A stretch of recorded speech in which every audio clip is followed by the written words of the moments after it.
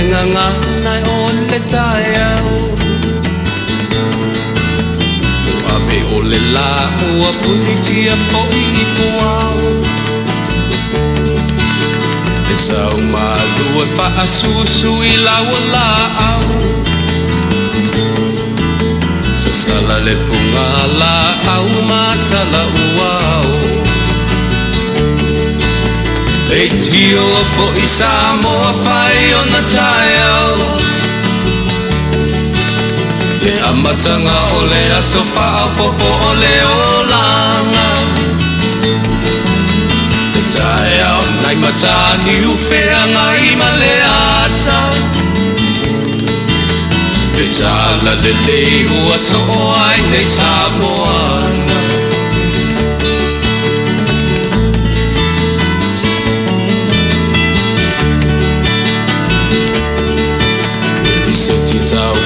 Le sua malie o le vine ula Ma paufonga o le lupe lunga o le moso o I pula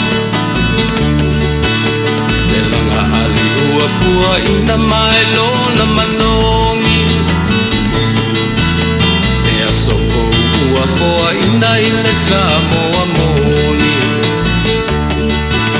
E tio fo I Samoa whai o na taiau Le amatanga o le aso whao popo o le olanga Le taiau nai matani uwhea ngai ma le ata Le tala le lei ua so o ai nei Samoana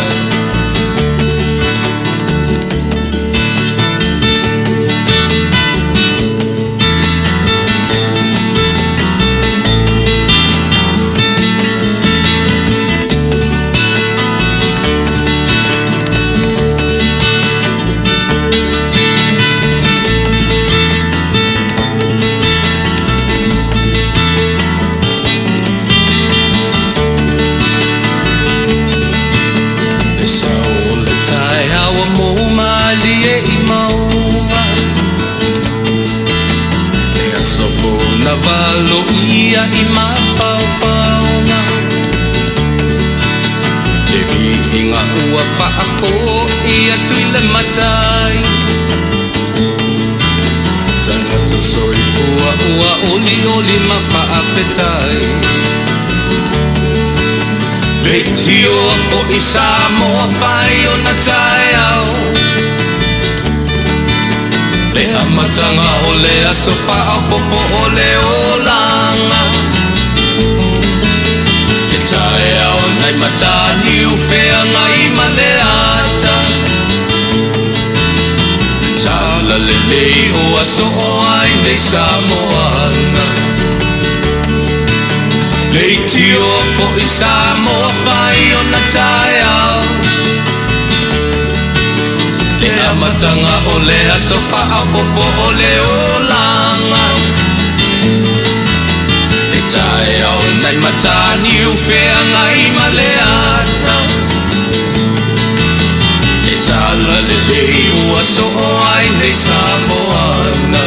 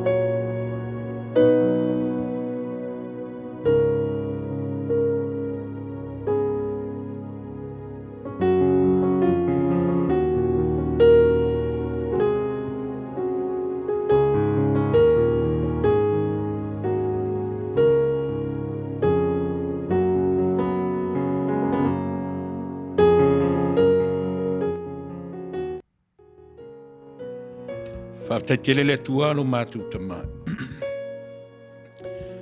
Ua matu o lia mai le nei vaenga na fiafi.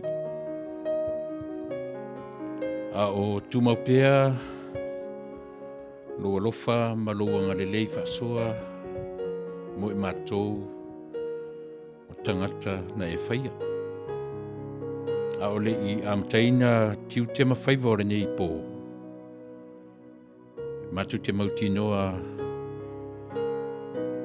e whaia fua mea mātou te whaia, pe au mātou le a matatu i a te oe. Ore tatalu le nei a fiafi. Mafutaina i mātou e roa nganga pa ia. Oro mātou fisoa soa ni sili e Manuia ai mea mātou te whaia. Mafuta mai. A o ao, whaatonu, ma whaapoto mai. Mai aroa nganga pa ia, fisoa soa ni. E te tautu uruaina le vai vai ma le le ato atoa o tangata. Ia iei le mana o la uafio iso se mea mātou te whaia, o upu mātou te tautu talai. Ia iei le anganga o la uafio. Whamangalo le o unanga a whaia nei. I le toto pa ia o e ke risoro mātou li i mara mātou whaola. Tātou ngā rurue whaatasi mala uafio i le nepo. I uatu mea umalawa i a te oe. Ono o Yesu ro mātou li i mara whaola. Amen.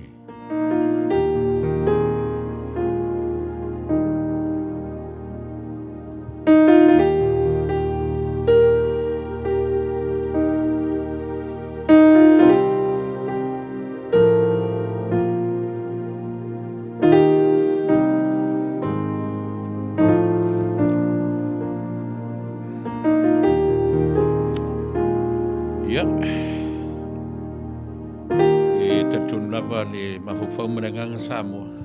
Ia, o le whiua a matalia tātou por kalame. Ia e whaawau o le neiva yaso. Ia ina ua le mawhai o na paau mai nisi sawhia ngai atofa mo le nei yaso. Ia wha moe moe alea. Ia maua le malosi e whaawau ai. Ia tiute mawhaiwa whaawau o lau siufonga o le taia fau. Ia e le o le tangatala. A o le atua e ou tangata. E a fuai ono tātou marolosi tātou te ngā rue ma whaau au. Tiu te mawhaiva, ua to tofi ai tātou.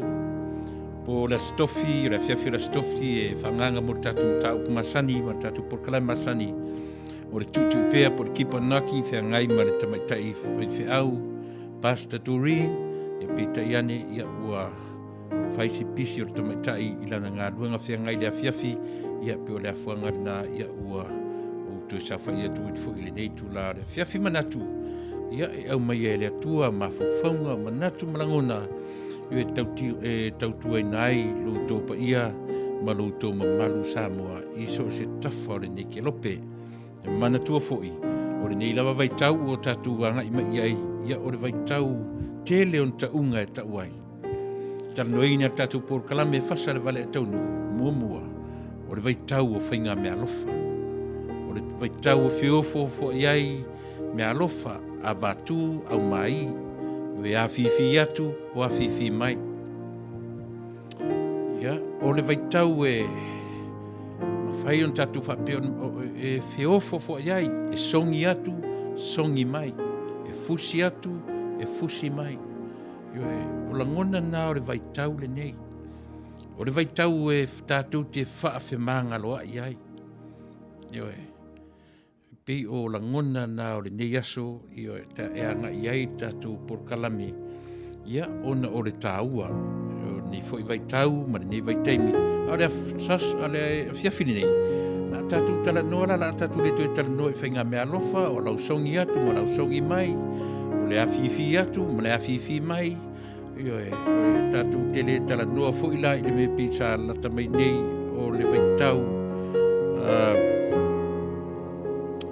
o le whiofofo ai o le vai tau o le whaafemanga loai a la tātou tala noa le nei a fiafi o le vai tau fia o le masina fia o le fesili ai se o ta uai io e ia Manuia le whenga iai maaso fia. Siame o tātou whaingoina ele nei vai tau ma nei masina o te sema o aso fia. A ua fia ni mea whanua noa e tutupu i le vai tau le nei. Ma le whea ngai ai o le tātou watunuu, o le lalolangi, ma le whaamai. Ua le tala whea ngai, le whaupunga, o aso fia, ma le sātia o lo tātou loutu soifua, au so matoula. I le onga, ma le whanua noa o le whaamai, e pei o na sātia ai, loutu soifua, ma so matoula. Ina ua tūsu mat whaminute e te ai le tūra e waru. Ai, ana iat pesele amatai o le uman o te pena ia le tātou tārsanga. Ai, na tātou peselotu, tātou te Faafetai ai i le atua, ma tātou ori ai ia tia, ia ona o lana tausinga, wa tātou oria mai ai, le nei tūla o le marinei toe masina o le tausanga.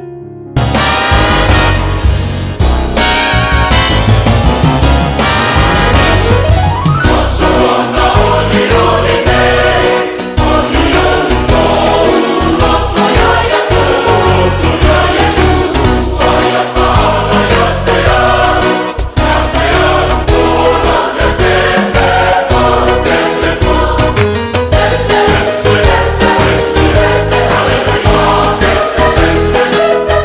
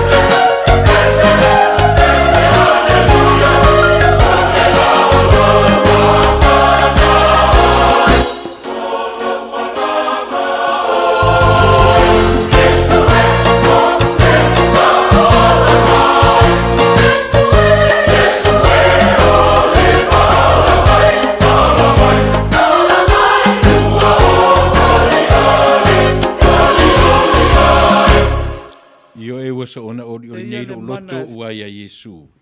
Yo o le pese o lo i tonu le tus pese a le kalisia e whakasa.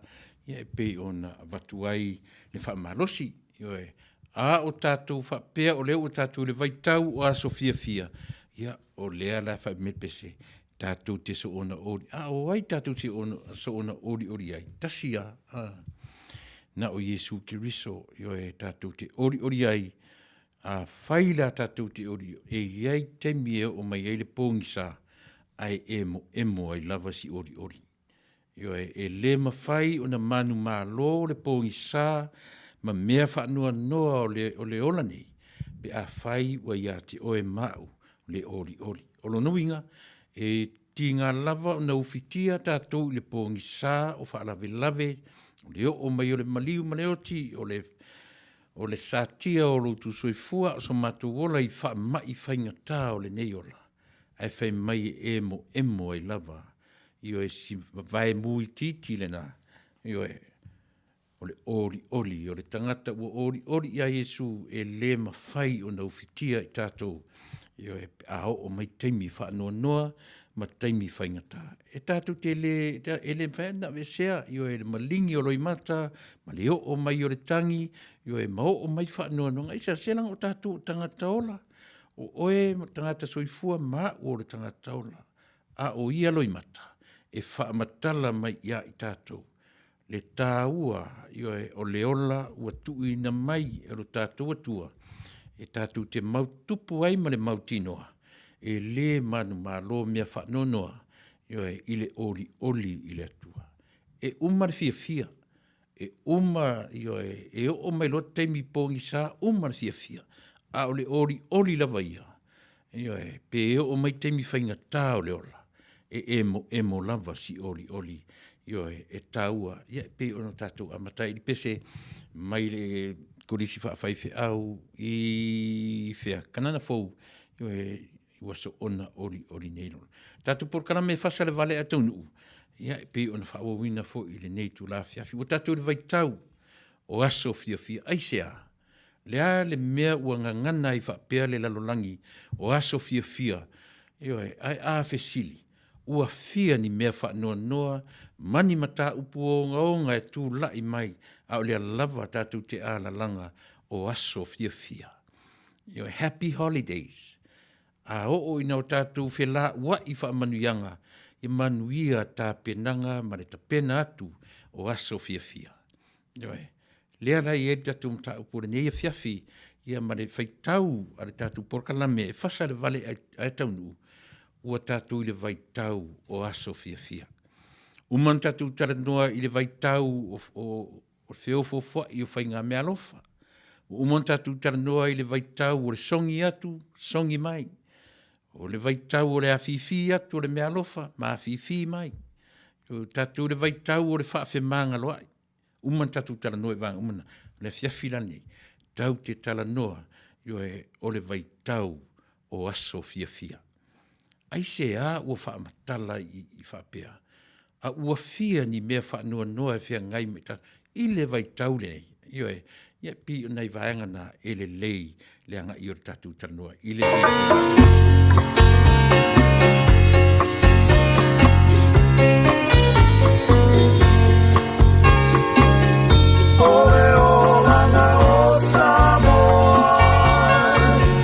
Manuia tele lava e vai ona tulanga i le soifua mai o tangata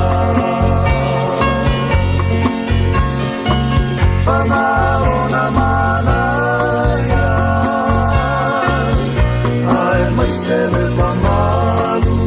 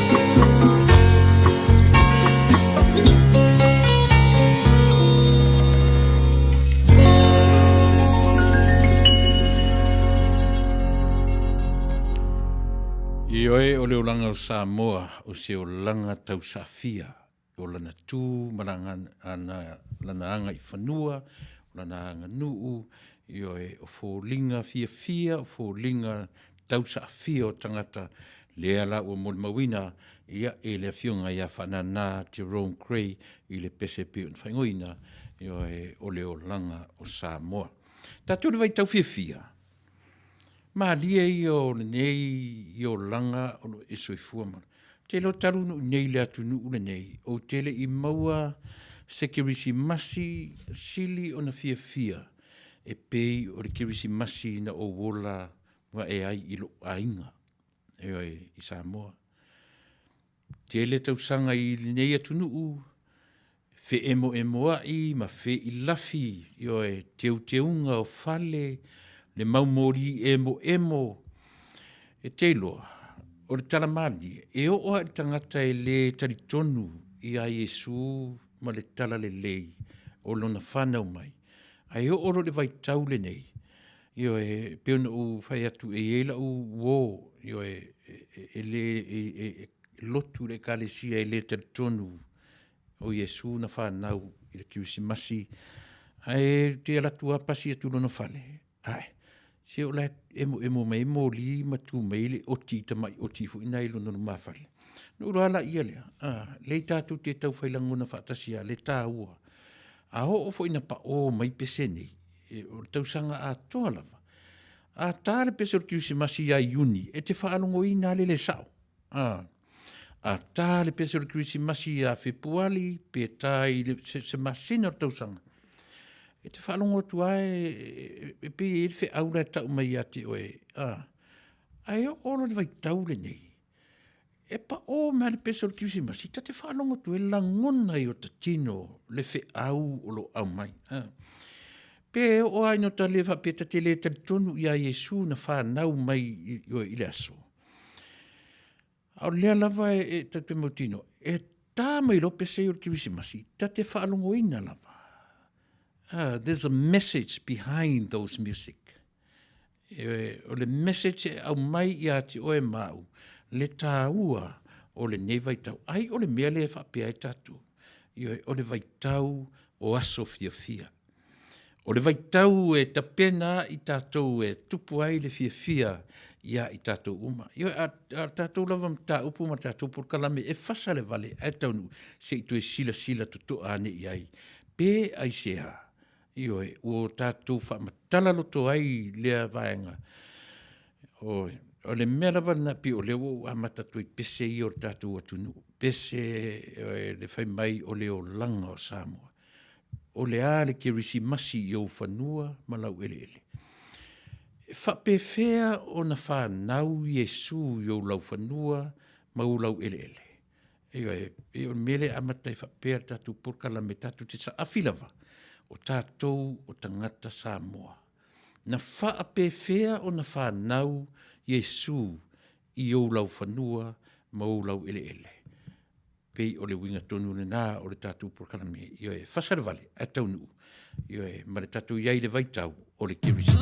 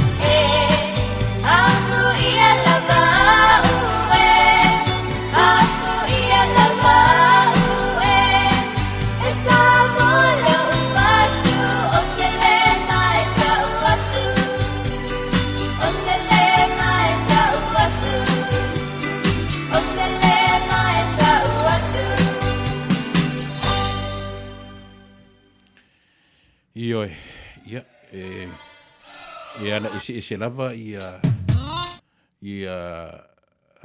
pesenga e tau whea ta i le tātou por kalame i Samoa. Ioi, i le kirisimasi i o tātou lau whanua, ma lau ele. Pe eise a tātou te whamatala ai o vaitau o aso fia. O le fesili e turi matai e whaamatala ia Sofia fia.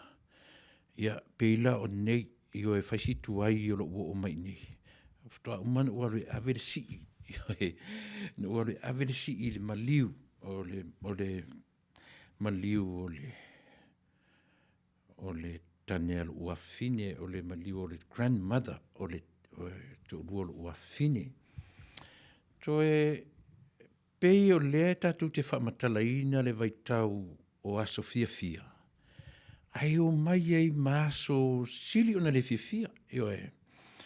Ai pei o le mea le whaamatala mai i a tātou. E le o le fia fo le e whaatupu ina ai lango na fia o na o aso ua whiangai ai mamalo longa o ngā luenga. Ai pei ai le mea le tua o le fia. Lena le nuk tahar pese waso ona oli. Aisa, se langa ese le winga o le fia ma le upu oli. E tā ua tele nei mea pe whaale longa i lau matau, e whaale longa i lau sila ma lau ai ma lau tangai. Ai a whai e tātou te taritonu o aso fia. E le te taura na ieni me whanonoa. I le te tau o na to iaini me ono whaanono ai tātou. I le vai tau le nei ua te tau ua tātou tau. E le na o sa mōwhoi. Whaamatala le lalolangi atoa. O aso fia. O le aso fia umai tangata uma. Ai ona o le fia la ua iai me alofa. E fia vā ai ai. Whaafifena whaamatala le fia le te mine. I le vai taimi o le whaamai yo e manafia ngai o lea ua te lea le swinga. O te maise lava Amerika. I le temi nei. Te lea le swinga o le uto ieni maftanga whaale ainga. O le uto ieni maftanga whaale ka le sia e atangia ai le vaenga lea. Ai toi te patau la ia i Samoa. Pei o le merna o te mori mawina i lo u temi talavou. Lo temi la ititi. E wia e le ieni mea fe emo e whapena. Ia, mata mai amtanga o tesema. Ua tumu mea o taalonga i tutonu o matunu. Whai atu lea taalonga. Ioi, na ori fia ma o fi au o lea fiafi. Ia au taalonga. Ia ori tama fo ile leo whata avale ngāti apa. Whata avale ngāti apa e whaile ulu. Tō lile ulu, whatutua ting apa. Ai peia o leta te ta alu kasino i le awheta la. I lota fia i le nāwei temi. Ai sea. Se pe ele i whanau e Jesu i o tatu lau ele. E whaisi mautua le mata upu mō le tatu tala noina. Ai mā nei e whaatupu manatu i ate. A whai e te sila fia na whanau Jesu lau ele o Samoa. O le aso fina ngalo. E le mawhai ono tātou sa ili whaalumanga i le tāua o le Jesu na whanau sawai. E tāua vaenga ia, e mo e whaisi, au i ere vai, iau i ere sirisila. Whapewhia na whanau Iesu i manua. E whapewhia na whanau Iesu i tutuila. E whapewhia na whanau Iesu i manono ma apolima. E o fesili whatupu manatu. Aisea, leanga o le whanau leo Iesu i o lau whanua malau elele. So le o aso fia, o aso tātou te oli, ma o tātou fia ai. E pe ona hailo atu.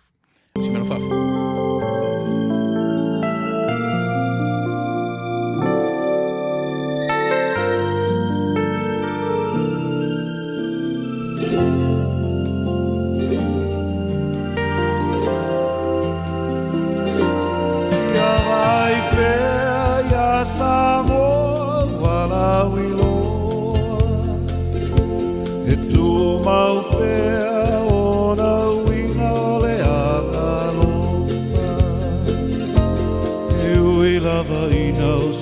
Tula iti lona tulanga I le vasa lao Sili lava lona taulia O le penina o le pasifika O le lea lea Ualai ona movia O e malanga mai Ua le uma le fia no foai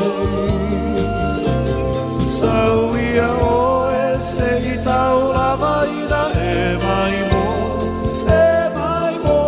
fia mai pe ia Samoa mo Samoa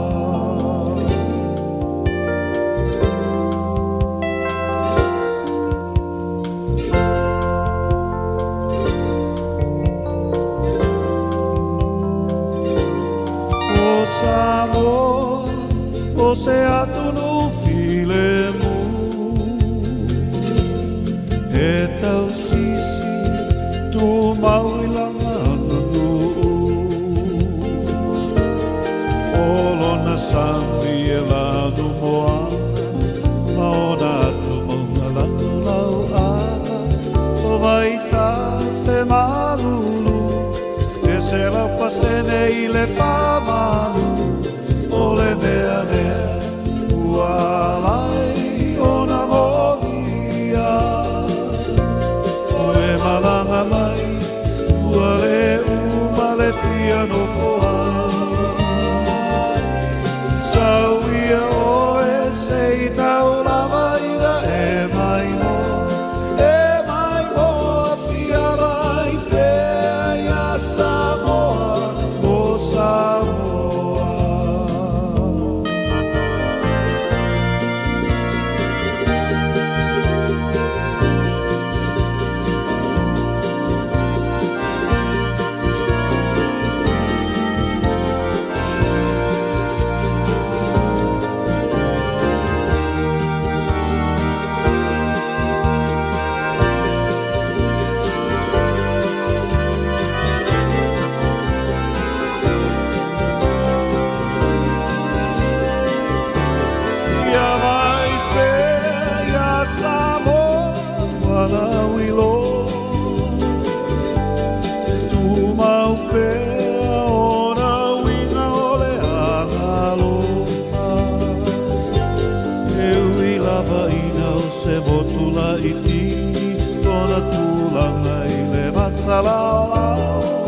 Sili lava o lona taulia O le penina, o le pasifika O le mea lea Ualai ona movia O e malanga mai Ua le uma le fia no foai Sauia o e se I tau lava ina e mai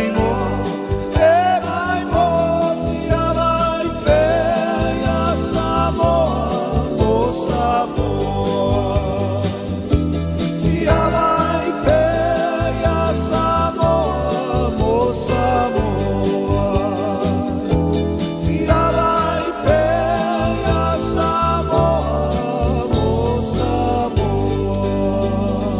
Whanana Jerome Gray, e pese e tū maupea le fia vaai i a Samoa, ia a oai.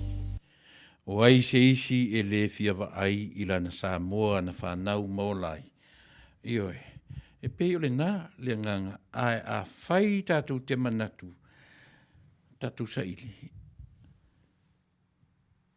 E mawhai na whanau Yesu i o tātou ele ele.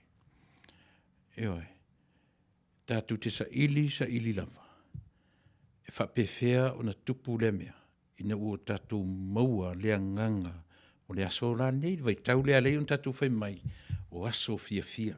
Ioe, o aso e fia fia ai li tangata Samoa, ina ua whanau Yesu i o na lau ele ele. Whai mai le tala tuspaia, ina o atuia ma whai nu uma ma so. O ina an whanau a Yesu i tātou atunu. Ioe, o le wheau whaau au. O le wheau whaau au ele ingata i ele ele o Yerusalema. Ele ingata i ele ele ioe o le sae tūtonu. Ele ingata i ele ele o Roma. Ele ingata i ele ele o atunu te tele. A whemea na whaau au lava. Se i o ina whanau Yesu i lau ele ele o Samoa. Manuia, ioe, nei manatu nā malangona, pe a fuai una uwhifie tā pese ia, pese tātou te sa afi ai i la tātou atunuu o Samoa. E ui lava, lea lava o tātou moni mawina Samoa, ua ese vai tau, ioe, ua sui fo i le lou e tori ai le ulu, e tori ai le fuata i le nei vai tau. E ui le ese senga, a o le mea manino, e le mawhai o na toi avesea le tua le atua ma le tofi o le tangata Samoa. Ioe ma le nofoanga lea ua uma o na atofa iai le soifua ma le ola o tātou Samoa. Lala leo le saafi. Lala leo le saafi pea. Ioe ele ngata iai la tu o lo iai le mea alofa. Ioe ta pena ai saafi ma saafi a finga le tangata i lona nuu ma lona atunu. Ai te mauti noa oe. E o a fo i tangata to e lau, o le tangata niwe, o le tangata o le atu marasala, nai motu la itina. E te taritonu. A o fo i sa afi i lato, i le mea lofa le atua, waia i lato. E peia o Australia le te leo le atu marasala. E peia o Amerika le te leo niwe, le te leo to e lau. Aisea, e pese sa afi le tangata ilea, ina ua latu loa na whanau Yesu, isi o latu tama ilau elele. Ta ua na o le vaitau le nei, ioe, po o lea le po ngisa, lea le tangata whai mai e nate le iloa, e le tali tonu le whanau mai o Yesu, le masina ni o te sema. Ioe, e le lei o no tātou waba ai iai mane manino, e whaalongo ina e tino, e whaalongo, e maua e o tō whaalongona, e pa ia le vaitau. Se teimi o le tātou porkalame, tātou mei ese ma le vaitau o aso fia fia. Tātou tara no e se vaitemi o le vaitau o le aso pa ia. O le tātou iai le vaitau o le etiveni, o le advent, le waru le nei vai aso, ma le nālua vai aso, whamtala i lau whainga aruanga, ia, ioe, o le adventa ia leo pe o tātou wha Samoeina o le etiveni, a o lona wha Samoa i lau lavanga ngana o le taunuu mai, o le o mai, o le o mai o le mea alofa, e a fua ai o na tapena le tangata, ioe, e tapena isa e au mai le mea alofa na e nufo ai. E a fua ai o na feo foa i le tangata, songi atu, songi mai, o le wha ai longa o lea, o le no nofo i le fea alofani. Ioe, e a fua ai o no tātou whaafe manga loa, aisea, leanga o le pepe na te au mai a le whe au o la lo lava, tātou te sāwa vali ai, ina ia manu mā lo o le whe au o le whaamangalo. Ioe, o le pepe na ia au mai a le whe au e fia ma ori i eila le pōne, i eila le fia whine, ioe o le tātou por kalame. E ui lava la ina ua whai tau whapea lo tātou atunu, se o aso ia. Ai te iloa, e le mawhaina ngalo ia te au sia u whaata avale atingi apa i tua whale o ainga o matutua oi. That was the happiest time of my life. Ioe. Even now, po le arife i lafi, po wafo i ame alofa e maila, whanau mana matu ainga, ioe, whamatala ma ia te au. Lava i le whamatala ai le se me alofa. Ioe. E le tai tutusa. Masiata uma mai fe au o ta inga whaile mea ai, i o ta whatafa tu tua whale o le se ainga, lai whai pa o mai mo me o tinga apa. Apa pia o ele te na e uimen mea na, e na e langona le lau tala le whaia. E manongi e le langona ai le mea ta o le tango lima. Whiwa ia tamaiti o le mato nuu, tamaiti e mwhai o no lato maua me o le whana ta avili, o le whana vai, o le polo, o mea whapena, asi o ta ita tuputupu ai. Ia pio to inga mena, a ta fia lava i ta alonga i tua whale o ainga. Se ua lava re nā tutoe, lava re nā matutoe, e wha matala i lo mawhauwhau. Le mea ta o le Yesu na whanau mai. Mea nai whainga tai nei na usau le atu nuune nei. Fiu a uo e wha matala ma i a te au, e whainga fau, o le whi au o le kirisi masi, ma le kālisia te tau ana li liu i elu ola. Le mawhai. Ai sea, se ranga na whanau Yesu, i Samoa. E le i whapea na ngata le whanau o Yesu i Petelema. Le ai, na whanau Yesu i o tō lau whanua, ma lau ele. E ui ania 5 vai, ma le tango 5 le Taunuu atu. Ai na tupu maola. A whailau no tatu whamaoni le whanau le nao Yesu. E le mwhai fo ina toi ngalo i ati oe.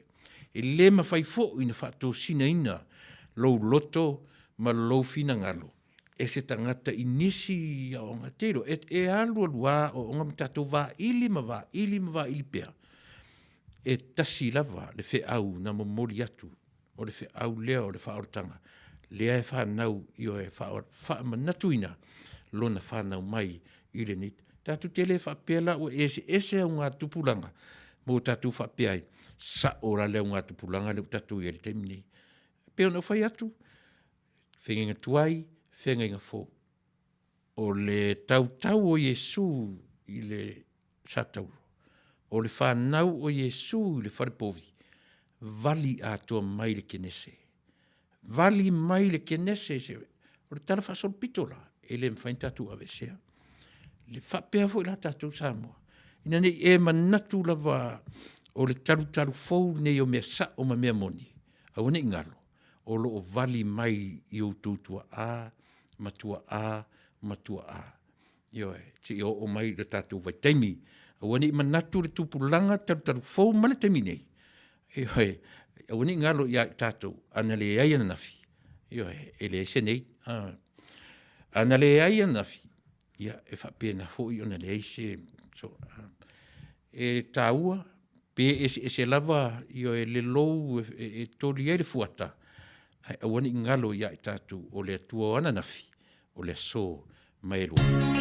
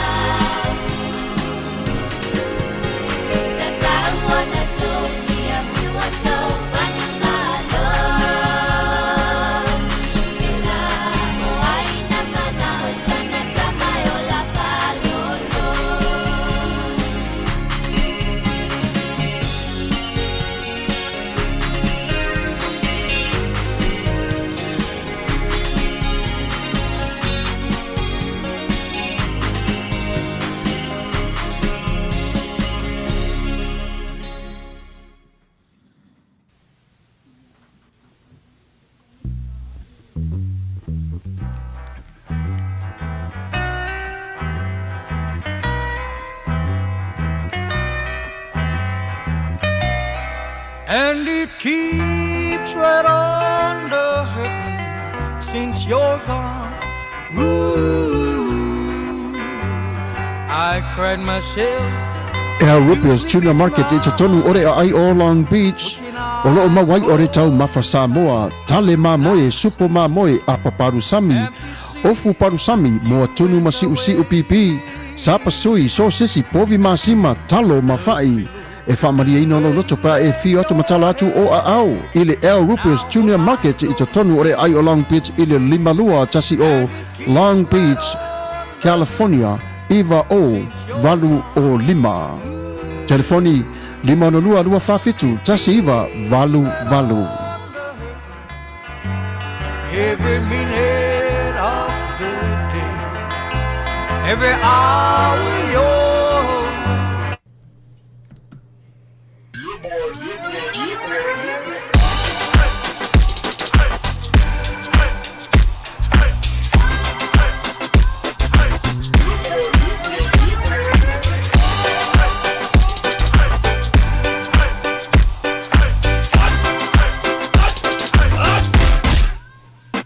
Omi te tonu lau olu au Baile te pese ne ima imau Afifi malu ole tama Baile lau ulu ne ima tala tala Le lau whaifa pito te tonu Vai ima sae pape o se pomu Le la mai loa ole tama se whaala i te Ngā pese ange iso le ngā leo Sofia aile me maua. Talo fai, i ole alo manatu ne nei taimi. Kaki koe mga kua ia sofo i o ka whai whaapusa i Samoa. Kei mi o le, ia maise arka male, i o le matua inga se lau apopo e whai ele uparu sami. Ia leo kako nye atu nu. Ia. Ke kausi la fia se whale mo i. Ole na fwela tawala avotu au, peti la fia le whale lelo au Rupios Junior Market. Le limo Long Beach, ma le lima dua. E maua umai nei. E maua umai nasi te latu o manasan le au Rupios Junior Market. E te tonu ore ai o Long Beach, i le lima dua tasi o Long Beach Boulevard, Long Beach, California. Iwa o Valu o Lima, o loo mawai o tangatalo Samoa, tangotalo fiti, pusa mamoe, pusa fai, tanga raisa, matanga ruau, e whaamaria ino lo whingaro malo loto pe ai a whio atu matala atu au ili El Rupios Junior Market, ili ai o Long Beach, pe walau de telefoni o le 502 Lua Fafitu Tasi Iva Valu Valu El Rupers Junior Market.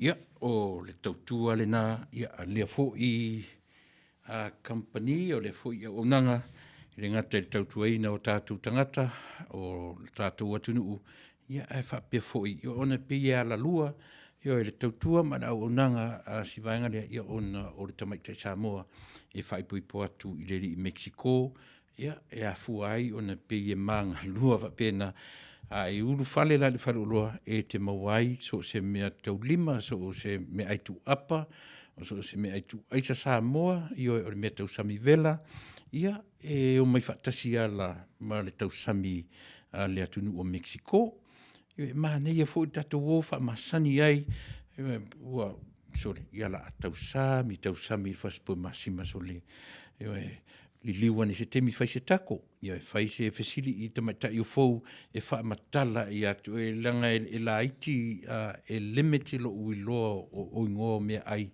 o le ai a pese mai lea tamaitai palauli tamaitai a whenga le sorry io e whaalau mai tua I ngā mea ai ese wha Mexico ia au lea o ngā lea io e o le manaia lea o le ai fwoi lai I tino lea tunu lea e tino la iti sea ona mau ai se tino tu inga le tatu ia a tatu fia tino la iti la ia li liwa ni tu tam tau pe u fale ia fai se tau singa I le me ai Mexico ia pe tatu fia tino la iti ia ai Mexico o piu mai fia fo tatu me e tau sami tatu fa mai fia pe fo tatu te tele o tangata ia ma nei a fo vai isi te mai Mexico ia e feula faspo masima ia fa peni ia fa pena le tautua ma nanga fitu aso le vai aso le meto sam Mexico ia ai lima aso le vai aso le tatu meto sam vela e mai le aso aso tofis falelia so na isa ma le aso fua terminei e le I te talaina o le alawa whape se temi o le masina nei te sema e matala ai le vai ala ua telela le vaenga o le bakery ma ua ia vaenga o le whalawa o le panipopo o mea whapena asiasiane iai e leilo na tau e lau mata fia te mai tai Mexico e la iti te mata fia au le leina I te mai tai to tolu e peto whānai whainga ruenga te tonu tam fai fo o ai lau fo le ngana matango fia vanga umaia asiasiane iai I napi ona fai lo atu ia le tautua a le fo I vaenga a fia lafo fo I la sau tupe Samoa o lo iai tu tonu le tautua le RIAS RIAS money transfer e mawhai ona lafo ai lau tupe Samoa to iai tonu le tautua ale Western Union ia e pei o si vaenga na o lo iai tonu so asiasene iai la foi sau tupe I pe o vaenga na le whangaina le lato service I le terminei o no winga iai le latu ra lai sa le longa iai le latu ra lai sa le ufi pe a fesa o a fo te fasa mai pe no le mo matatu addresses ia o fai foi la ona nga I New Zealand Australia ia matutuila Manua e anga I fo iai le onanga ale RIAS ia e pe ona maua RIAS money transfer o lo maua I tonu o le onanga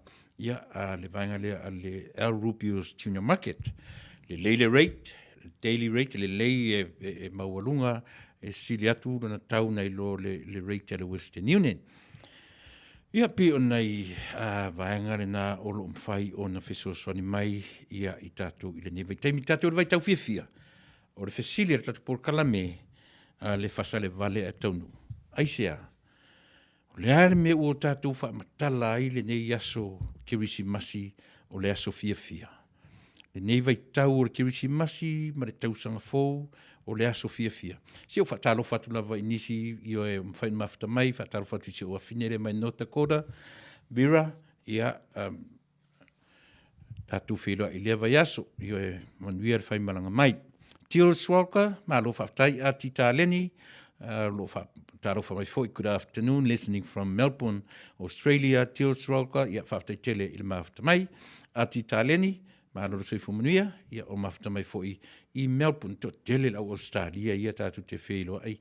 I oe Rose Wright, e alofangia e le atua fuafanga uma o le whamoemoe, malo whaftai Rose, tei le mawhata mai, muli anga tele peni i le apai, ia Manuia tfo ia Sofia Fia, muli anga, malai tolu e fu, Luisa wha mausili, talo wha Luisa, ia malo le mawhata mai, Nestala, muli anga telepeni ia lo o whapea mai mātou te whataro whatu.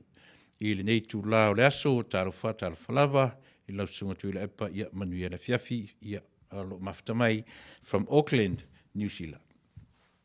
Whaftai tele, Nestala, ia whaftai, Mauripur Kalame, whaftai tele Nes, whaftai foi le mawhata mai o hana matautia, malo hana, ia, o whaise wanga tatu le nea fiafi, ia, fai malu, fai merisaina, fai la mu, io e fai la mu si mea tātou, ni te ua pā se mea mu se mea, ia areu tātou anga ia tu ia Sofia Fia, io e whaafeao le tupu tau ti, pue mai, ia tālofa, io e lo mafuta mai fo i Melbourne, ia o se tālia whaftai tele whaafeao, tai le whelo, mai Marita Nelson, ia lo mafuta mai Rotorua, i New Zealand whaftai tele Reta, ia Manuia fo i Kirisimasi, maratausanga fo i ati utou i nā. Io e whatato o, ia lena, from Brisbane is isolation, ia lena, esao. May exit quarantine early due to Queensland opening borders to all Aotearoa travellers by midnight tonight. Ia. Te whape fui te ita ua, o te a ese le mea mautou, ia o nā lava, ia, tātou whai le whaiva, o le whaetete, e pei o le vaccine sili ale nā, o le tama o whaetete, whaetete le lei tātou, ia, mo le awhia i le avaenga o le whaamai tapunu anga Vale, ia, malo tapunu, ia, o lea lau ai atu e tapunu, e le leila lu whaailoa atu ma le vaenga lea. Tapunu la tamai tai o tapunu, lea e tai nei i le vaenga, fu i lea o whaaitu malo, io e lea la tai nei le matu tu malo, Fasa le anga numer tolu, ia e pi o au masi tamai tai o namulau ulu, ua ngalo e tau le inoa le suafatau lea. E pi ma una o lea o lo tau whai nei Amerika, io e fiso o tai mai, e le o Samoa atu ana o si o mātou lawai tu malo o sa pāni ia masafotu la whai. Io e o le tātou sauwhanga o lo tau whai nei Samoa, e lima afe tā la Samoa. Io e a e fia fiso soani la, fiso tai mai nei Amerika, fiso tai mai ia upe, fiso tai ia e tamai tai. Io e a namulau ulu, sa se i tu e mai arsua whaor tamai tai tapunu ngalo ia te au. Ia e pei e whailo mai, ia. So se mea te au ai ia maua le vaenga tupere nā are tātou tu malo, Fasa lele anga numer tolu, e au fiai sapali ia msafotu la whai. Ia e, o safotu la whai e tele o na matatu vaimanga, ia luatua i nā tau whatausi, pe o nā ia fia ia mau atu i whonga poa. Tua sivi, pe o nuu nā io ia o sapari lava ia ele te lepe o safutu la fai a matatu i sa te lea vai tolo io leu ia mafasolo to ia euli nei pito nuu na si o matu nuu ia o lei lalo le vaenga lea e taua o le fasali le anga numer tolu ia pio nei sa fanga na fesoa soani ai i le tatu vang faupai al fast political party ia mo le tau sa ilia o ni seleni ia mo le whatinuina. O ta tō foi nei Amerika, au lea tau te i le vai tau, i le vaenga lea o whasalangu whapisi nisi.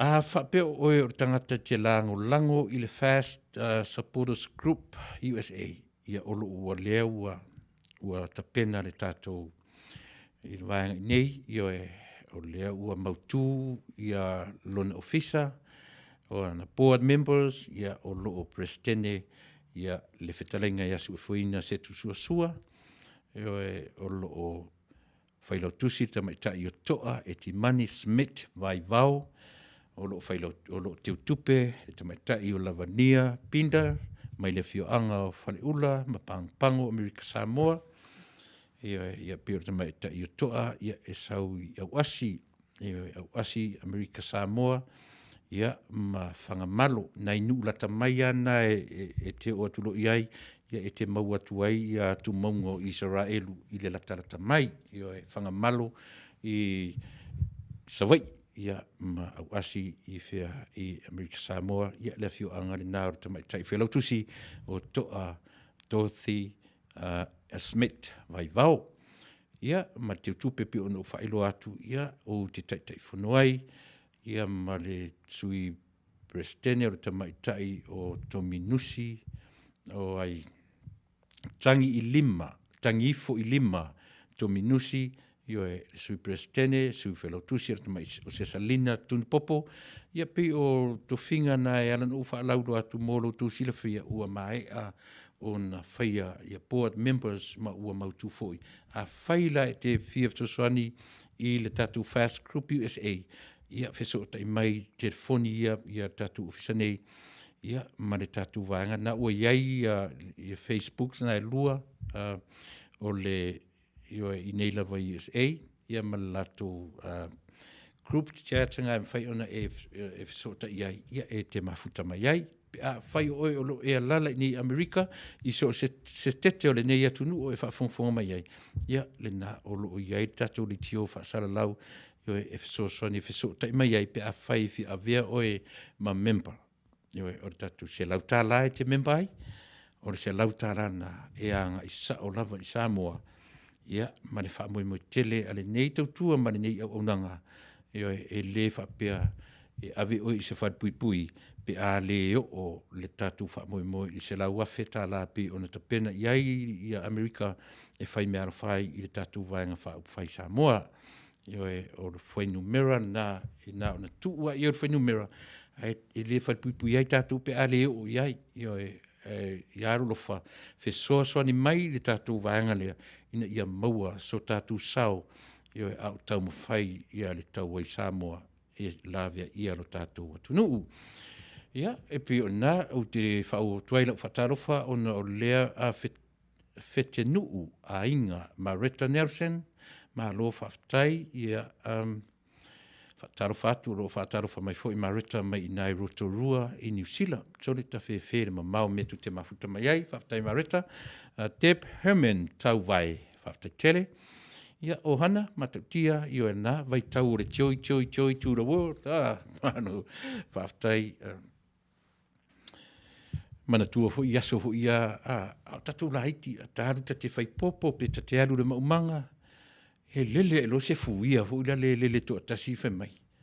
Oh, sorrow. Ia ta te whana aua ta iti ane nā taimi Sarah. E to ata tau mana malama ele upu. So lele o le sorrow le mele o le Sarah. E pi e maa lie fo lele wharangono. Ia a whele leia e nei ia po fuia manu. E lua. Ia o ta e fo le lunga. Oh, two for choice. O le choice le mea, o le choi, pe whapena, ina o whaasoro pea, le matua, le leia o tau ia na whiola e le taulanga, whiola e whan, whia ngai e pi e whena nui, tu ia sia matu mea na matu a matamai ai, e suru lava le uru tanga tu ia. Mariana Urusele, malo Faafetai, Terry and Campi Sua, malo Faafetai le whilo mai, da lo mano sui fua Rotorua sole mamau sole Bill hapa ia malo Faafetai ia si o va ia tu la au tuitama malo lava yo se la lau ia mafuta mai fo i Brisbane ia malo so Faafetai le felo mai ia io e na o fataro fatu tamenta yo isa fa musili tala peli malo tala ia Faafetai o le na ue e tuanga mai tātou au tātou umara le oi tonu o le tātou Fast Supporters USA e le whamoe tātou i le department fui le tau o le membership ia po o le au recruiters o recruiters lava tātou Tō ai wharonga mai fo I Luisa, whamosili, mo o mia lau so swani I le Fasa Puras USA, Faafetai mai au, Luisa whamonmole. Rio ainga a pera amo, leo whaleta ngwai, kusa le lei manatala a wili papu, o le taitai a sofitu tutu o tasi, ua lau mai le tatu Valea, ia mane wha mamalu, le aso lusu 5 o Desema, le tali tonu iai. Rio ainga, le ai se panga artama o nasai, a o ina malama ia latu ia, pio no whai atu. O mo festivals, neta utat o pagans, mea nei tonu o tuspai. A o ina manino I tangata nei, ua oma o na wha kerisi anu, mea, e o ana I kālena le vesi ni laulangi. Ua tatu tala noa ni le mea lea, se itali mea la se si le fesili.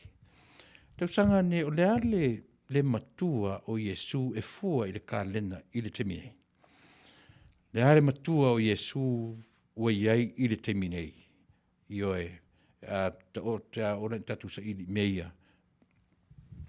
Talpeili tapnu mahalo Faafetai, Terry Campisu mahalo Faafetai, le maftamai e te maua I le YouTube na sau ai le polkalami a le kuinga ia ali o ainga o la ufsosoani e mau ai lo tatu taimi. E mau ai le tatu taimi e whaawasenga ai mea na e pau are mea tatu te taritonu iai o Yesu na whanau mai e la vea. E li whanau ala Yesu I seisi mea na whanau I le aso. O le aso na whanau ai. E le o le mea la, o le aso o le mea tau te turi loa.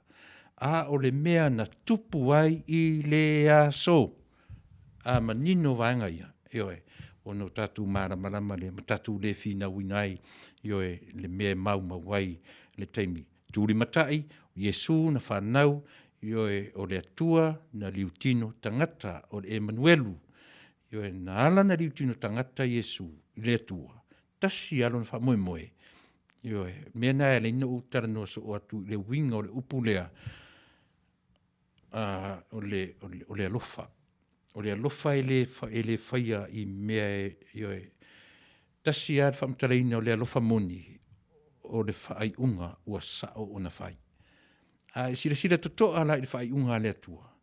Mea na tau le alofa. O le ame tau le alofa. O le whaai unga le atua na whai. E aluifo I le whai mai watu ua lona no whaali a e aluifo I le lalolangi ea e la veai o e mau. I o hala nisi upu tau te whamatalai. Lea o tatu le vaitau o le etiveni, le vaitau o le o mai. Pe whanau da solusu ma le 5, pe whanau da solusu 4, pe whanau da solusu 8. O le mea manino, o le atua na sao lana filfilinga, na sao lana whai unga whai, ea ia la veai oe mau le tangata ngasala. Watu uai lona no whaali, aia fio ifo I le lalolangi, ea e minko whaatasi ma le tangata. Minko whaasanga le tangata whasioti. O le fuafuanga, o le plan aktua, Aisia, mera nai lea ngai tatu o ili mea whapea tau te mei se sēn mele. O mea lava, ua o na whaatara leia. O a mea ufai mai o pagans, o a mea ufai mai o festivals, o a mea ufai mai. A o ato e o sa ili mau ili, ma tosi ni ipi on ta ua e lesi whaifi au. Ia le mena tau te waai ai. Ua o na whaatala le leia po le aso whanau o tā musa, o le are mea te ome, tasira na aunga, ua whaatala leia mea e le whanau mai, ma le o mai o Yesu I le lalangi. E pio na whai atu, a ua tātu te whina wai, e mau wai wai do tātu teimi, ia e le mo se mea alo whatatu mo le kerisi masi. Ia, e whatalo whatu I to telo I tātou mwhai o na whelo. Mai maunga mū lalo whai ai tālo whai si uto whine. Ia tālo wha lau sunga leo sori I, ma le tautu atinu. Manai at por kalame, Manuia toi taimi o lau o nanga, ia alofa tene atu, whapena fo i maunga, alofa atu i le sunga i le usori, i Tuilaepa, manu whaalo, tarusia ia maua, se kerisi masi fia, masi tausang fo Manuia, i le nā i tūlangi o lo uto mafutama iai, alofa atu, ia te uto i sini au se tālia. Helen alo urunga ono, i oe. Talo whalausunga i ti, ia whamalo le tauatai, Faafetai, whamalo si, nea fiafi, Manuia o nanga, God bless, sa o le leil saunuanga, ia so whapenei, e toi tepa iai i tātou atunu la whanga i Samoa, i le māneia o aso kirisimasi. Tau le ain whi au e whaia, i o e whai pele ngā mapu, ia mata alonga ma tātou friends, tala o le kirisimasi, Christmas carols, Manuia o le mekukisi, i o e aisinga, ia etc. Io ai i le naolanga o omisia, ai lea whaina e ai lea tua i Samoa, e maua fo i nei Amerika pe a tātou lava e celebrate, ma le happy lava. Io Manuia nas whana whaola. Faafetai tele Helen, io sorry ua te tūnupere te se, ia o mia tūra telefoni, ia Faafetai fo i le toe wala au mai. Luisa Williamu, maftamai i Wellington i New Zealand, malo Luisa, leo tanu tauman pepe. Malo, Faafetai leo, feilo mai. Yeah, Fata did COVID-19 test yesterday and results now coming negative. So maybe released from quarantine early here in Brisbane. Yeah, malo, Manuia, Naia sena tala fia. Yo, fia puisu na test ne yaso, tasi perua. Ia malo Wayne tafua, Faafetai Wayne, tai mo le whilo mai, lo mafta mai i le ai o le nupa ia Christchurch, New Zealand, Faafetai tele ia le whilo mai. Tau le lei Ferretti, mana ia po kalame, ia o lo mafta mai i nai Modesto, California, o Faafetai mafta mai loko, ia Faafetai tele le valasi F. Brown, taro falausunga, taro fatfo i lau fionga le valasi, Pina Ioane alofatu from Parakai, New Zealand. Ia Faafetai tele Pina. Ia Faafetai le whilo mai. Ni o tupai Faafetai uso. Ia le whilo mai alofane i wharanai ia malana fundraising whamonole. Ali ainga yes kai lava Manuia por kalame whamanuia le atua le neaso. Ia malo Faafetai. Vi ia le li i mātango fia por kalame sua malo le tautua alofatu. Ni o tupai ia tasi fo i o le sa tautua, i o i le auraka pia vai ala, ia ma le au o tātou atunuu, ia le piwanga i mai fafo, sa ili Manuia, ia alofa atuso, Manuia le kirisimasi ma le tausanga fau, ia ta leia, muri atatu o i pese o kirisimasi, au ta fia lava, e ta pese e manatua i lo tātou atunuu o Samoa i tene.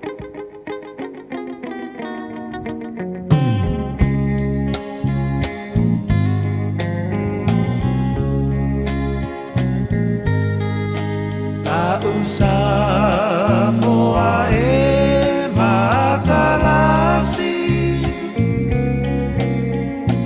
Ua sio mia ele sami Atu mangalanu lawala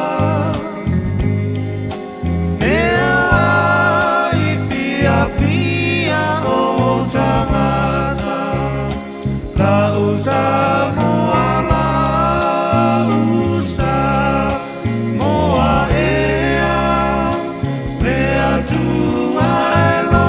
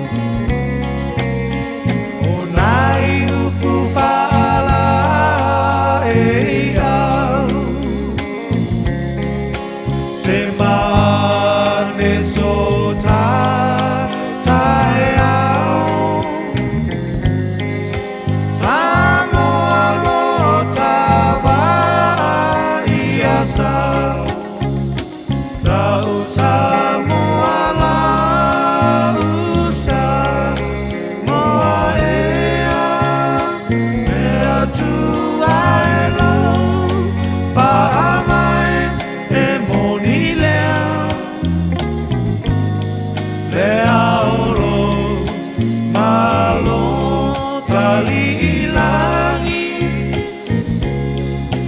Samoa e malo au fatasi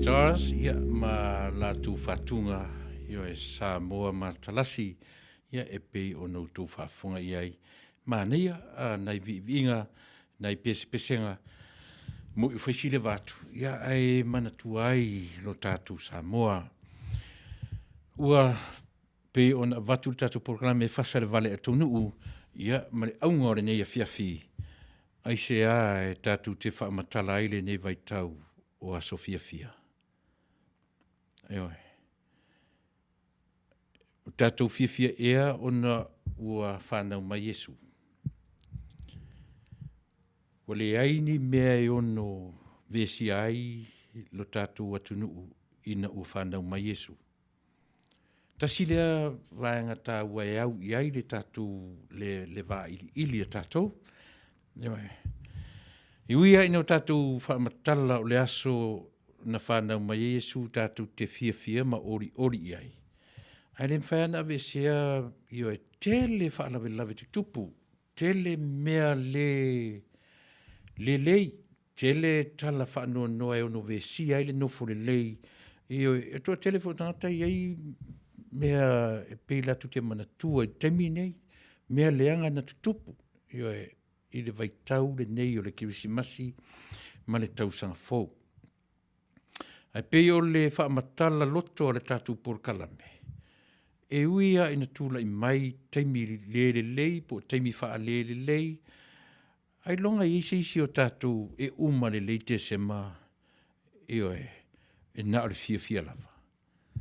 E ui na tātou wha amatala, mo tātou whiofu fua i manatu malangona, ke love you dear, love you honey, happy holidays, e pi wha pēnā lava, le whai unga o upu tātou te tala noa ai.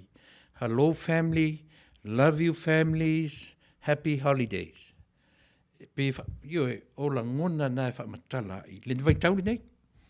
Le vai tau nei o tatu fa matalaina o le vai tau o a Sofia fia. And what if e o mai ni tala i le e sa ti ai le tatu no fo le e mau o mai te mileanga ia i tatu. E wha pe fea pe a taia tātou le malanga a le maliu mareoti i le vaitau le nei o le vaitau fia.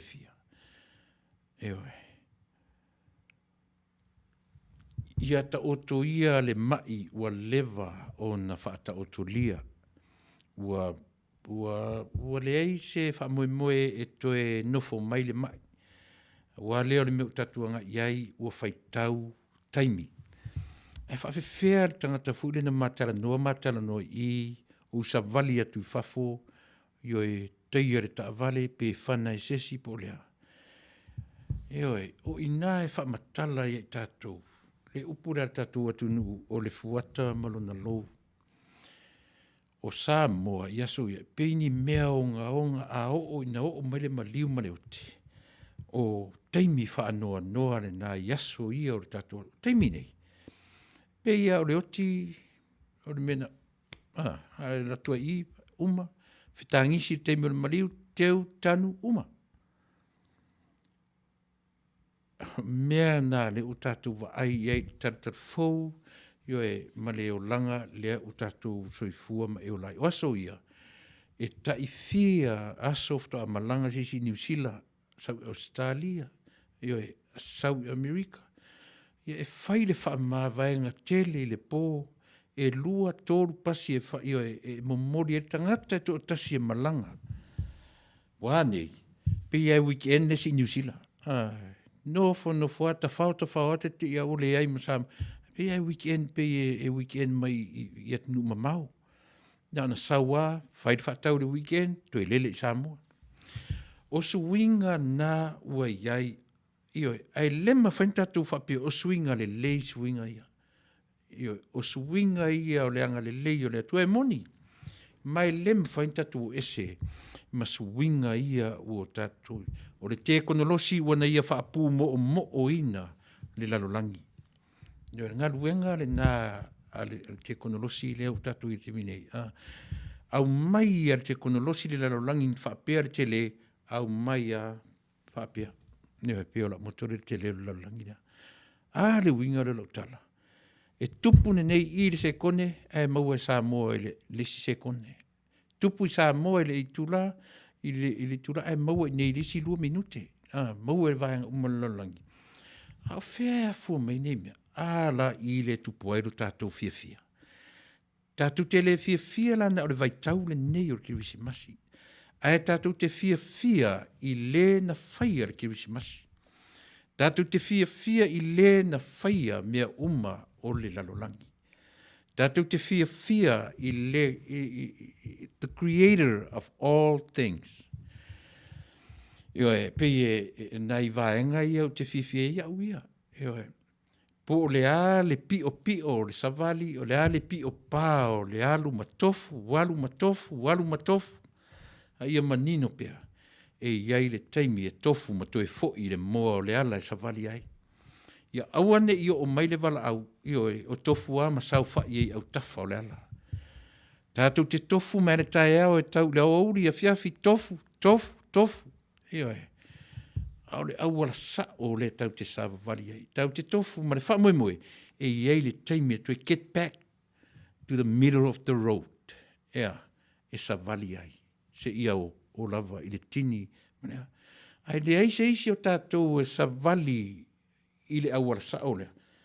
A matatua I le amatanga se ia tau le tini.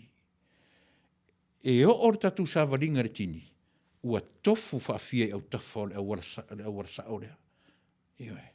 Au le wha moea. Tau te tofu lava I au tafa. Ai tau te tue tata lava I le melea. Le moa o le ala. Ea. E sa vali ai tangata. Tātou la, e leo tangata mi o tonu. O tātou o tangata angasala. Ua mafua o na taua mi o tonu ina I tātou. Le tama lea la a whanau mai. E le isau le tama le whanau mai e ola I ni tausanga se 5 se fulu pei o e mau leo sa vali leona se fulu tausanga.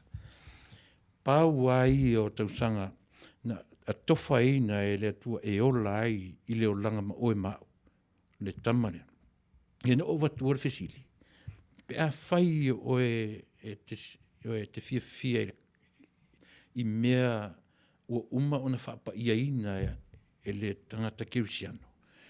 O a festivals, le uta ua datu o weekends, ma mea uma whapena mai le whengia tuai. Te I o mai le whengia. E o fo I la le toe ta pena ina I la tuna ta pena ina ia le ka lena le te soifua ma o wolai. O le mele whaamtara mai ei. Le are tau sanga le nei. Tau sanga e lua se fulu. A toa o le tau sanga fo I le nā o Yesu I le laulangi. Eisea, le anga o le ka lena e a mata mai le 0 forward. Ioe, o le 0 e o maritemine o lua o le matua fo I le nā o le tātou matai. A o aila se poto na te whaamatala le teimi na whanau a Yesu ma le kālena pion tatui. Lua afe, lua se fulu tausanga. Talu o na o mai le fe au lea tātou te. Aisa, e afua mai le kālena lea. A mata mai le 0, 1, 2, 3, until now. So e vaenga, tā ua i o nei vaenga ia, e tātou te vava ai e maritutoa. Ia ona le whaingo fiero lea o na whai unga tangata i mea ia. Ewe. Asa ili o te nofo mo mawhauwhau. O lea le mea le wha. Lea le whi au o le tua le au mai tua le wha mai lea. O lea se polo ka lame a le tua le wa o mai o se tupua le mawhai e tangata na mate. Ewe. O la u lea tilo. Ewe. O au mai ai le mawhai foi o na whaingo fie le manatu o tangata. Paka e wha mai le tātou so le launga tasia le lalulangi atua. A le artu mirror tau sanga nei. Lua se fulu. O le ale matua o le whi au o le tala le lei. O le ale matua o Yesu e fua ma le kālena na ta pena le tangata. A whaila o Yesu tangata mo o mia le ata mai. Nona whatroi whamtalaina le o mia ia. Ai o te Faafetai le atua. I le awari ia na latu taha pena ia kālena ia. Awana whaia mua. Toi whaale leia lona lua. Lea la iei li tatu tau whainga li te minei. Ai lea ngalan tatu mai wha matala Yesu e li whanau le aso lea. Ai ola le kālena lea. Eoi. Awa e tatau la o na whape sao le whai matuspa ia le se meo whape matuspa. Na haru le whaisana ia kālena e o lai. Ona tala whea ngai rola ia le marfin. Ai au tatu whina wina nei le whanau mai o Yesu. Pe ona whai atu. E le o le mea tāua o ana whea na whanau a Yesu. A o le mea sili o na tāua. O le mea na tupu i le aso. Lea o tatu whaitawina o le aso le kerisimasi. A wale wingane na utosoa i le mea i Samoa. Whanau i Manua. Whanau i Tutuila. Whanau i Manono. Whanau i Apolima. Whanau i Savai. Whanau i Upolu. Aha e sila totoa iai. E le se lau tala le tau whai atu. Ewe. O Yesu o le lalolangi atua. O Yesu e whanau i so se mea. Isa, leanga o le wha moe leo le Yesu wha wau. E le ngata i le nupa ia. E le ngata i Roma. E le ngata ea. Se ia tofu sia le lalolangi maringa aduenga wha wau. Ewe, na whaingo fie lo lea on tatou le tau fiofi mamau i utou manatu ma o tatou langona. Aisea, se langa o le whi au e le ngata. O le whi au e whioti ma uma tatou a e alu lava. E alu lava le whi au. Mauma waila le tatou te misa ilipo ai sao. Leanga e umalo soifua, umalo ola. A o le whi au lava ia. E le loa po le ar teimi.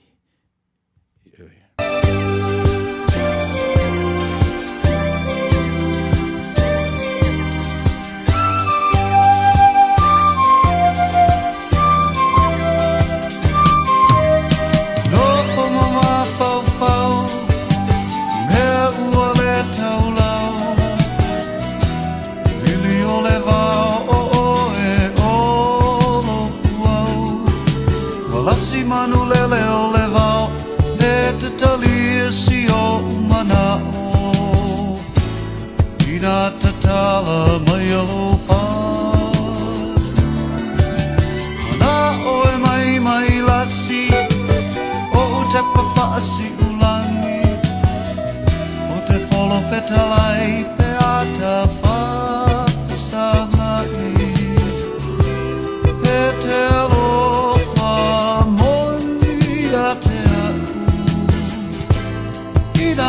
tala mai alo fatu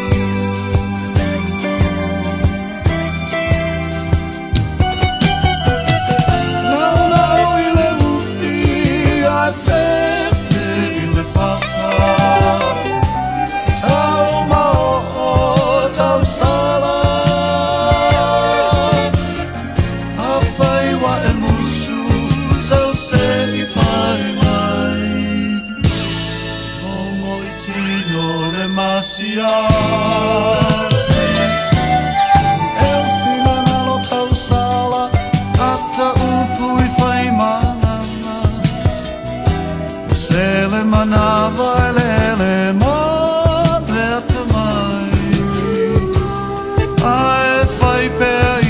Tamali tau ane ai O whaiva o tamali I ole whetalai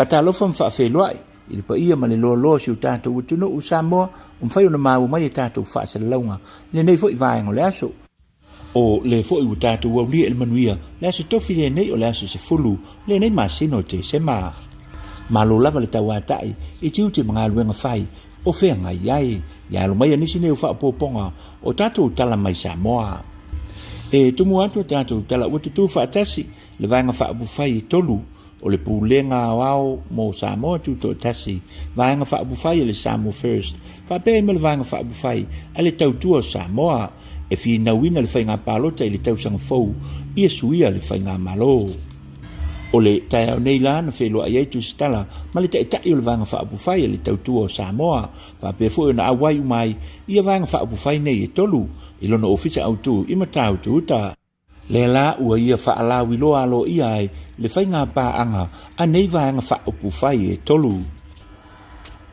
o le tanga mal maftanga o ia vaanga fa upu fai e tolu wa e se to famas fa do tanga o le atu fa tasi ngalo fa tasi te pena fainga palota ia e le pose dilo mo umman fai le sta ia e le faito suia vaanga ia a le nganga atoa le ua tasi fa mo e tasi le loto tasi le mafofau tasi le ngona tasi fo ile finngalo mai fa tutuanga ina ia tulai mai mo fainga malo fo no le la o ia ile fa mo ia so le ina ia longo alo ia toilet no o tu fa tasi ia le to Samoa first ia male Samoa sovereign party le afionga ia afua lo luanga lau Dr. Asa Lele Woods o le taitai o le tautua Samoa e lua se furu sui tau va u fa maoni o le tau va mo le fainga palo tai tu malo ese upolu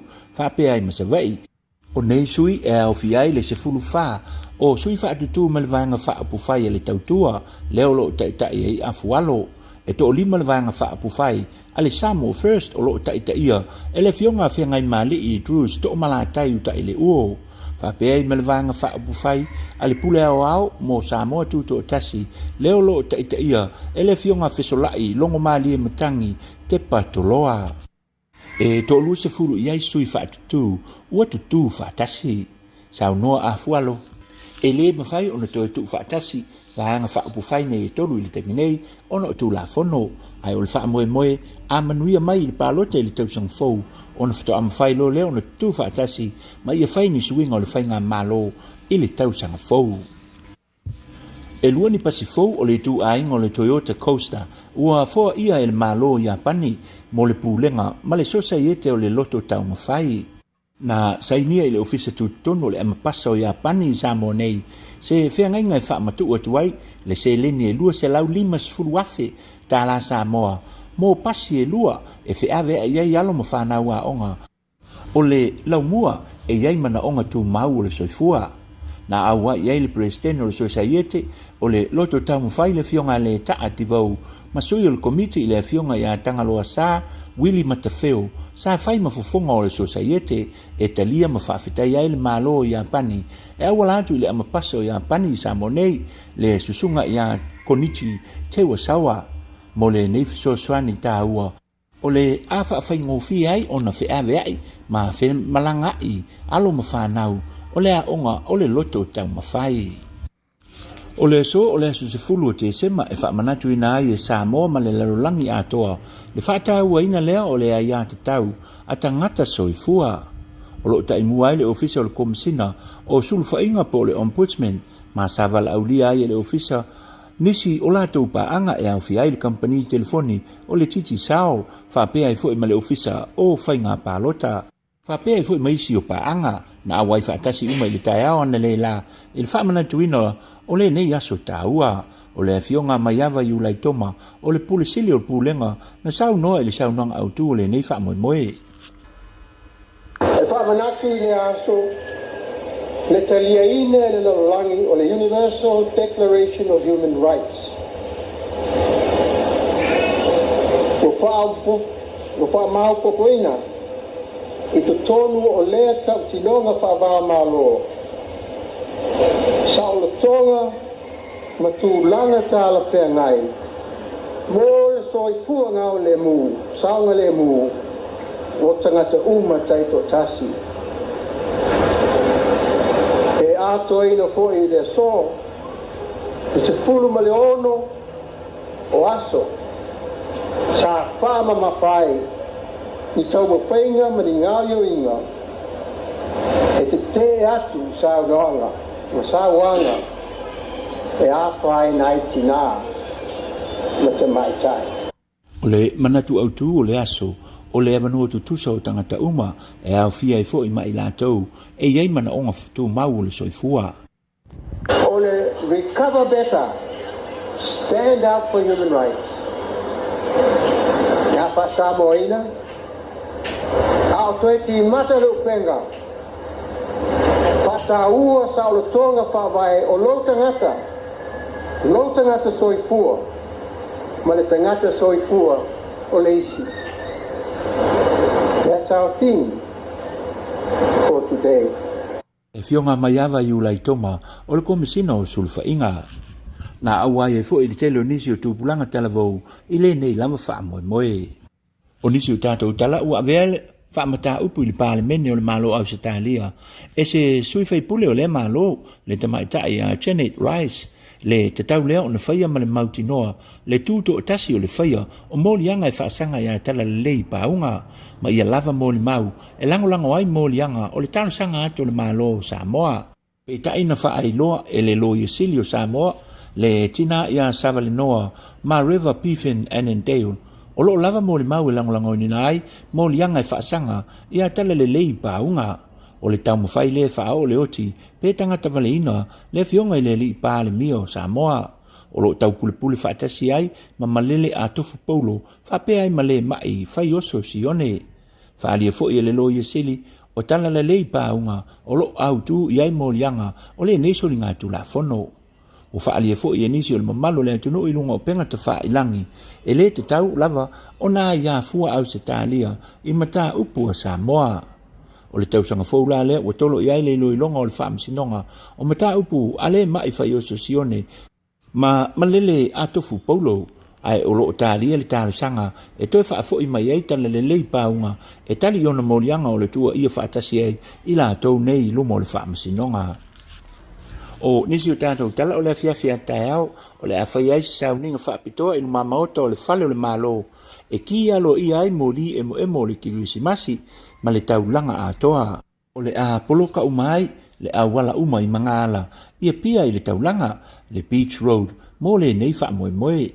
O le polokalame o le aso le a tāpenaina lea e le ofiso o tūlisi i Samoa ma o le a whai ai foi ma whale o loa po ni stall mo le whata wina leo mea tau mafa SS mo le mamalu le atunu o le auto wa atu e mo le mawina le nei wha moe moe o mo li o le kirisimasi. O le autu o le nei wha moe moe o tāpenaina le ofiso o tūlisi ia o mai lou malama lama. A o whianga iai le lalolangi a toa, ma le wha mai, wa tele na whano ai, le whaita uafe o soifua o tangata. O le fionga i le li pa le mia o le taitai fo i o le atunuu, o le aia o mia le kie o le a whaola o mai moli emo, a walawa le wha moe moe, o le o mai lea o lo malama lama. O le whai u toi fo i mo tātou tala sa mō mani tele le tāpo inga, wha soifo ia, ma ia manuia. Ia, mori atu na ngang Faafetai, e tu so le vaenga o le tautua, alau si ufonga tai a fou, ia au alawa lau whaafonga anga Samoa, ia pe o na tapena ina mai ai, a tatu telefou mai Samoa, i le awawina, maratu whaatasia, ia au alawa ro na mafua anga, o le tu ina atu i o mao tamalawa, au alawa lau whaafonga anga Samoa. Tasi le vaenga, o le tautua alau si ufonga tai a fou, ina ia whaamaliaina, lo fina ngalo Samoa a o taape ai tātou mauta ma whanau iso se tafa o nei ke lope a fuai o na taumwhailawa ina ia longo pui a lii ia lo tō soifua ma lo tō mamalu ia tari tonu fui o lea ua longo maua i lau tō whaafonga mai ia se tau mawhainga vai a le tātou ala leo ina ia tō fuo ma tō flangona ia ma o tātou tau whai tū fitau whao ia o tala e tūlanga e mawai le fia, o tala e mawai se le fia, ia o tala foi e matua tupua ia e leita, ui o lea, ia leanga o ngā ruanga lawa ia a i la tō whaina i lea vaenga o le soifua tautua, e le nā tia se mea, au mai umalawa mō le lausila fia le tātou atunuu iso se tafore nei ke lope. Ia o le lau o manino, au fala i mea o loo tūle mai, ma mea o loo tupu Samoa. Ia, wanga i lava i na whesilingia, whaamasinonga i atunu te tele, ia, ma i la tūfo i ua manatu, ua whau, e whau leoti i le o whaimataitai. Nei mea, ia e tātou tele i loa le tonu o nei mea se ia o lava i na maua whai unga tonu, ia o whaamasinonga e pe o lo pena iai, lo tātou atunu umare malo Australia, le ua tosoa i whaapatolo loi, mai Australia, watu Samoa, le eise whi au Australia i Porkalami, ia si o tātou mātai tū, ia po whea a ngā iai, ia vaenga, o le tātou, o lautou whaafonga, ia au sa mātou whaalongolongo. Ia, e mone tuwhirangang Faafetai i lau fionga taua, la lo vita fua, ia pe o lau fionga leo o lo whiangai, ia mene fo i whita i tunga, i le tau mawhainga o lo tātou tautua mai Samoa, i lo tātou ofisa tonu matau tuuta ia pia. Mone tuwhirangang Faafetai i lau fionga taua, ia tusa o lea fo i ngā runga whita o lo whiangai ma lau fionga. Suma 5 minute e te ele tūla se fulu manatu ia ele o te mamau foi ia se teimi o le tautua mo e Samoa i le nei tūla fiafi ia tārusia ia o tāua lau whaafongfonga mai ia i lea vaenga o le tātou Porkalame.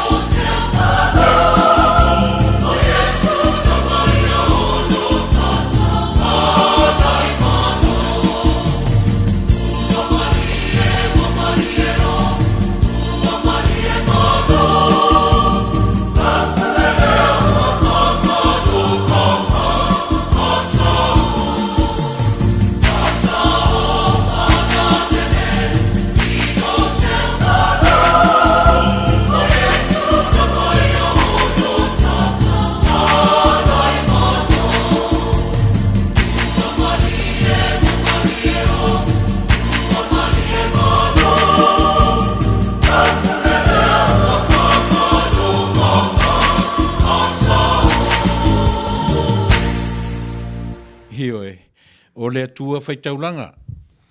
A o whea la a la lanu i ei se whai ngā taulanga ar tangata. Le tai tai tala whiangai. Hioe, le tai tai o na tutusa le whai taulanga o e tangata ma le atua na whaia o e mau tangata. Po whea le lalolangi nei e au i ai, hioe, le te tele o ni taulanga tātou te whaia. Le te te lanu ai le taulanga na whaia, o le taulanga tasi ai awhi. O le taulanga o whea na a mata mai ai. O le whesiri, o whea na a mata mai le taulanga lea. Na a mata mai ina ua tu ua e le atua lona no whaari. A whai me ua aluifo, o le upu na whao ngā aluifo. Ua aluifo ese mai lona no whaari. Nia waila i re tāua o nei mea.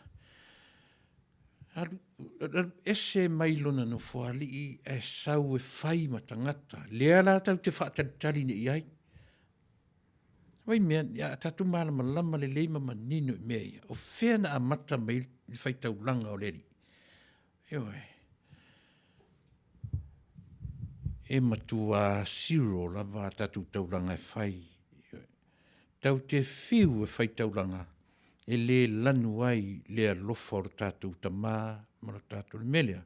E le au ngai ono tātou whai tau, io e ma tau whai matai le ola o risi tangata. Ao lea, o le upua Paulo se tuli matai, ta mo e tangata ia isi ana lein. Ta mo e le tangata ia isi ana leina. Io e le te le alu e avelisi tangata le temi o le whaamasinonga. Ta mo e puno wai. Aua tātou te tilo fua. Io e le mea le nai la vea ili si tangata ma tātou tau whai sulu ma tuai lava. Ai na ona pāla vo le whana, ea i lunga, tau lai le wa ai tini, lo uro le tangata ia. Ao tātou tau whai maua la le mea le nā. Eoe, ia o ai la se a leo, ai anan tātou leo o le tini.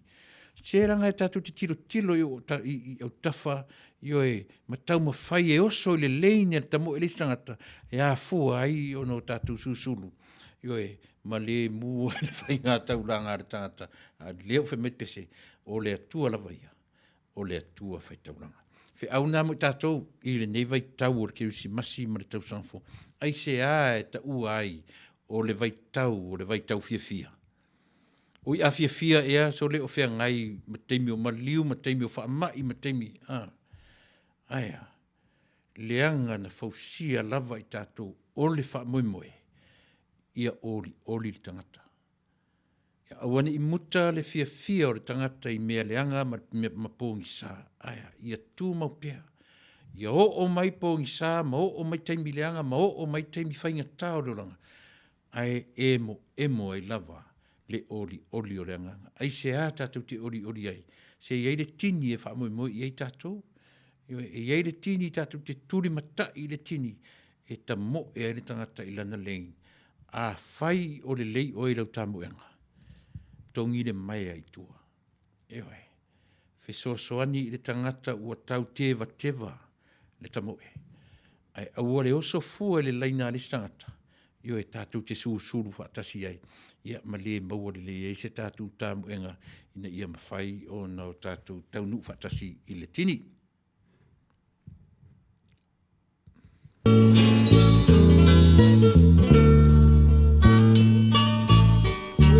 Lo se oriana se essa salamai Eterno for my launa, my fama liu liu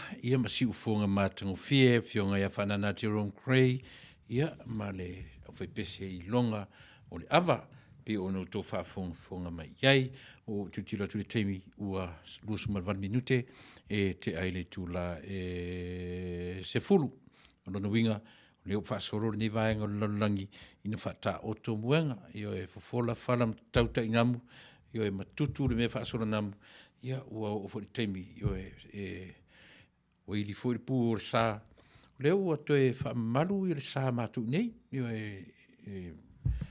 ona o fa mai o to anga ilunga ia lona foi numero leo va ia tu fataro fatu ia fia feangia I malo le fili mai tapunu o Vale ia o va et fu mafuta mai sia o le a rolani koko io rolani koko ia e lausi le fia o tatu atu nu uron swafa o tatonu o matai uso a ua ia te oe pa ia o ainga ia whailo mai ia o ngā ua rolani koko ia e si le fia I le atu nu u letna ma ile ngata na ma o ngā whaatasi ia aina ma tautua whaatasi le ma vai temi whaatasi I le tatu manu Samoa ia le lau fia lava o vai atu ia o lo mafuta mai le uso ia ele ngata o le tulanga I tautalonga ia a o lo o ia foi o sea o ofso swani longa ia o le tatu o le karisia e whakasa ia malona fartua mafuta mai au se talia whaftai te le uso le whelo mai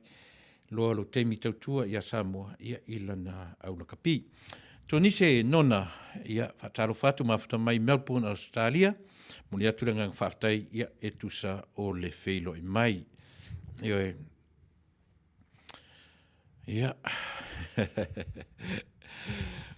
ia I le taimi o le whotua ia manuiti ia pe o le lea e mai ngil pese le uso pese le toru manuiti ma le iloa o le ke ngofo ma le fatu ato le pese ia o le langi ia pe o na sua fo na nickname na fa loa I tala matu fo I vetemi avele ia o o manuiti ia e a o tangata e manuiti a o ina tamo e mala i o sau aile mea alo fatu auso Faafetai le feilo e mai o le vanga muli e fa uma i la por kalame e pe no fai atu no fai situ ai le titi a o la por kalame nei o no walu avere si io e ta walu e fai la unga avere si io le o le mali o le grandmother o lo usani loa o le afine o le to lua o lo afine lo na lua ia o le grandmother ale na matu o e fai loa le vaanga le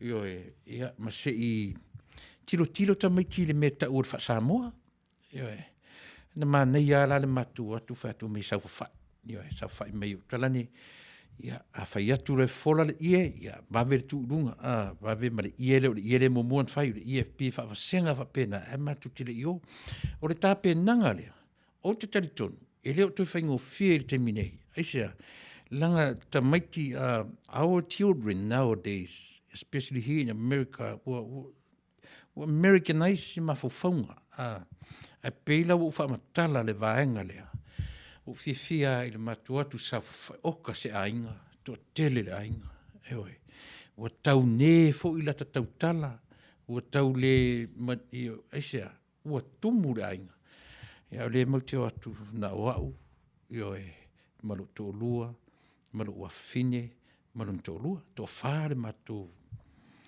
ia o no matua tu fai fatu lima fai le si io e fai mai tala fai atu sa matu o le mea te ese ama liwa walu ai a vele si a mea ni o isi fatatari uma fatu lima si a mai le tala le ainga o lo pe a vatu mo le tala matu vatu io e o neila fai si umi le cap le whanongolongo io sa tau fatatari e amata mea mai le io e ana fui fatatari mai le ainga o ti amata mea atu le matu o le whare aonga.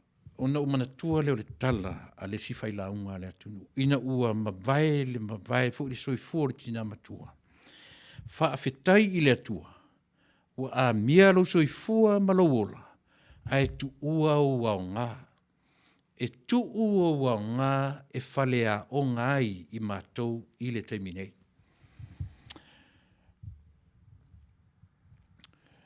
Langi talo fauso alof tere atu mo e mai whartua. O talana, e tupu le langona, le tā ua o le mea whai mai, ua alu le tangata. Ai tu ua o na o ngā e whalea o ngā i tātou o ola pia. Mane na si pio le winga o whamatala ni mera, ia o na whaile o mātou upu matala au mai o a vātu, ia avere mātou si. O na tali mai lola ia leo le mana tua foi e tofua a inga ma whainga o lato e whaafoi a veresua whaafoi le afa o le tupe na watu ia pe o le anga nuu le nā ua launga ta si ai le tatu atu nuu atua ai pe tau ese te isi langa ia fua atu le tatu ala leo le tau ma whainga o le mea lea ai sea o le ingore si e le aise me ta usisi o le sii alofa. O le a fuanga o le o. I o e ave ma whaailoa le alofa. Se alofa afa. Le ai. E le alofa la ona te le masani i le ua. Te alofa i le tama le mau te atu. O le to lua o lo ua fine. A whai matu te o e ave. O le wha moe. E ngoto umai o mea. Le anga o le whaamatala la lea na whaamatala e lo tamana o wola e ai na a mata me i Samoa. I mea nei.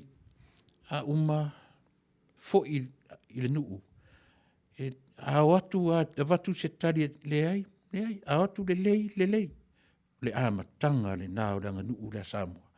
E ai na o fai me se ke atu le fartele le o le si ainga se fatali e se tali atu le o le swinga i o le soifua maneola a ona neila ua tolu si ua vea o le whainga lea o loe whamoemoe tasi ale mea na utalia no fai atu la inga. A fai o te le talia lau tu fa alalo le tau sua le sua ta ile wa mai. O no tu fai tauina le o le mafofau. Ai fa pea. Le tupena toi fa fo i mai a te au. Io e ma le tupena u fa vanga wa o le mema nino. E sau fa i mai le a inga. O le tupena u fa vanga e fai ei le mena. Ai o mai le si la inga. E sau le ai se sua tari sua, ai au mai le tupe i le se lautala. O le meala le na tupu, o le se lautala le na au mai. Ma le tupe na whaavanga vanga i lo lima. O te le i toe tango i le te utusi na au mai, lima se lautala. Ai na whaitala, na whatu lea, waai. O la ngā ruenga lea, ma ngā ruenga lea le whitalenga su fuina.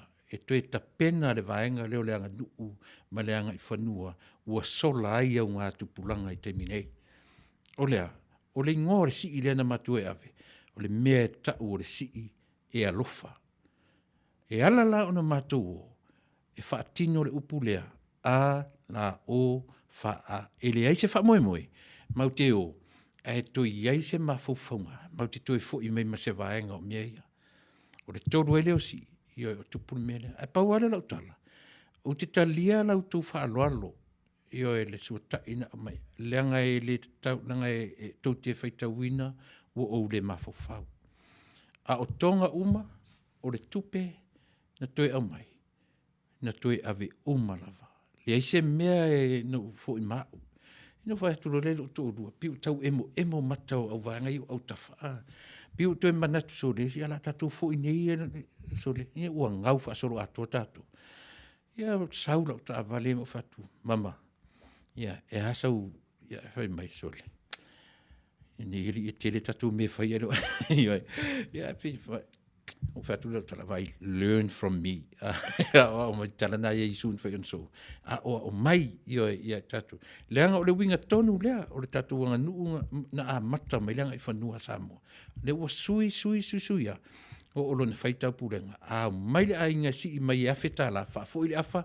ta au fila afa fa fo ile melea tu mena yo a nga ruenga la varta tu por kala le tolu si i no walu e ave o le laina la vale talo sia ia tupu matupu pea yo fa uma tu eta tu por kala me tatu te faia mea ona ua moni le alofa tatu te alo lofai yo e le atu Xmas Christmas season, so there isn't any reason we can dance some Christmas polka.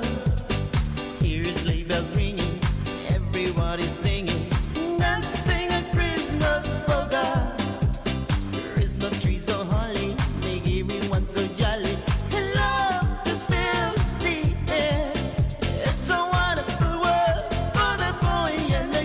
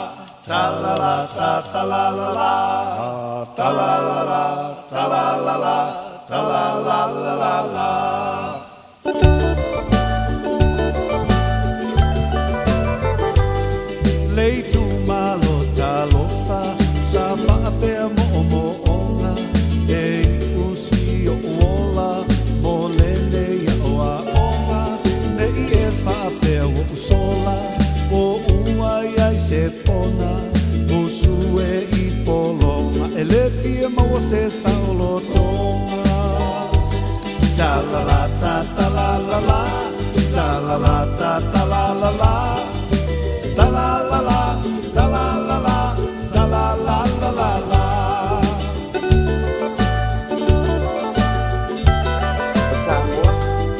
Asele atu iama, posa uanga sala, I leva whenga iai, ma oto tupulanga, I la foi fonga paa, pa sola inu ua mala, ai ai ni alofa anga yana tia soleanga ta la la ta la la la ta la la ta la la la ta la la la ta la la la ta la la la la la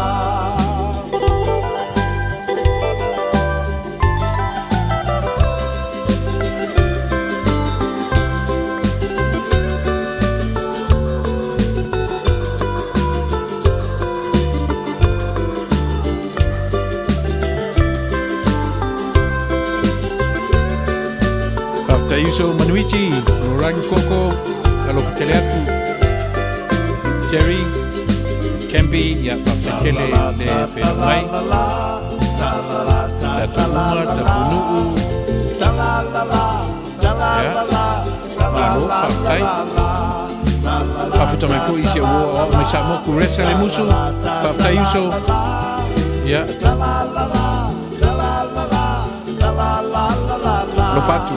A whai wai ai se lea o te ale wai Ia wha mole mole Ia malu mai le vai Ia ngātia ita I whatu ala vai E poto le tautai Ai se la na vai Ta la la ta la la la Ta la la ta la la la ta la la la, ta la la la, ta la la la la la, ta la la ta la la la, ta la la ta la la la, ta la la la, ta la la la, ta la la la la la, ta la la ta la la la, ta la la ta la la la, ta la la la, ta la la la, ta la la la la la.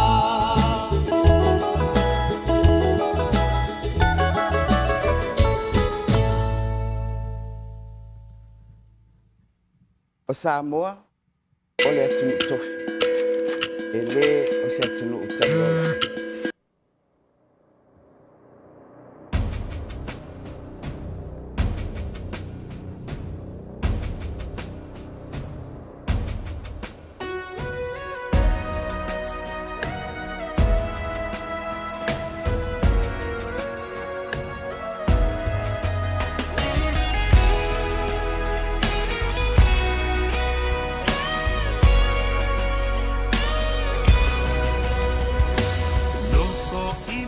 Fa e se ele ngalo le nu upele o utofi mai le atua sili sili ese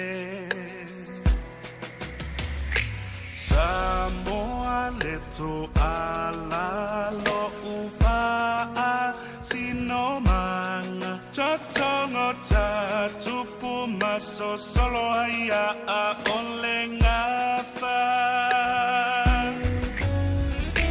se ifa apo ulinga ile ainana uao Samoa le atua o malama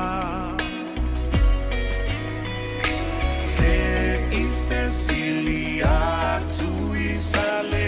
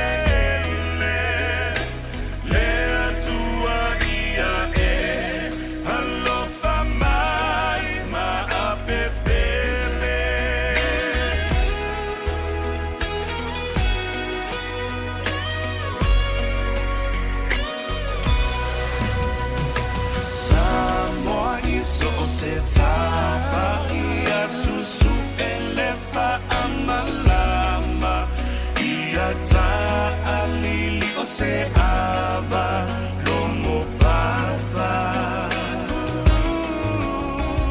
e tauli mai le atua I ona lavala Samoa e tatou tiu masala sala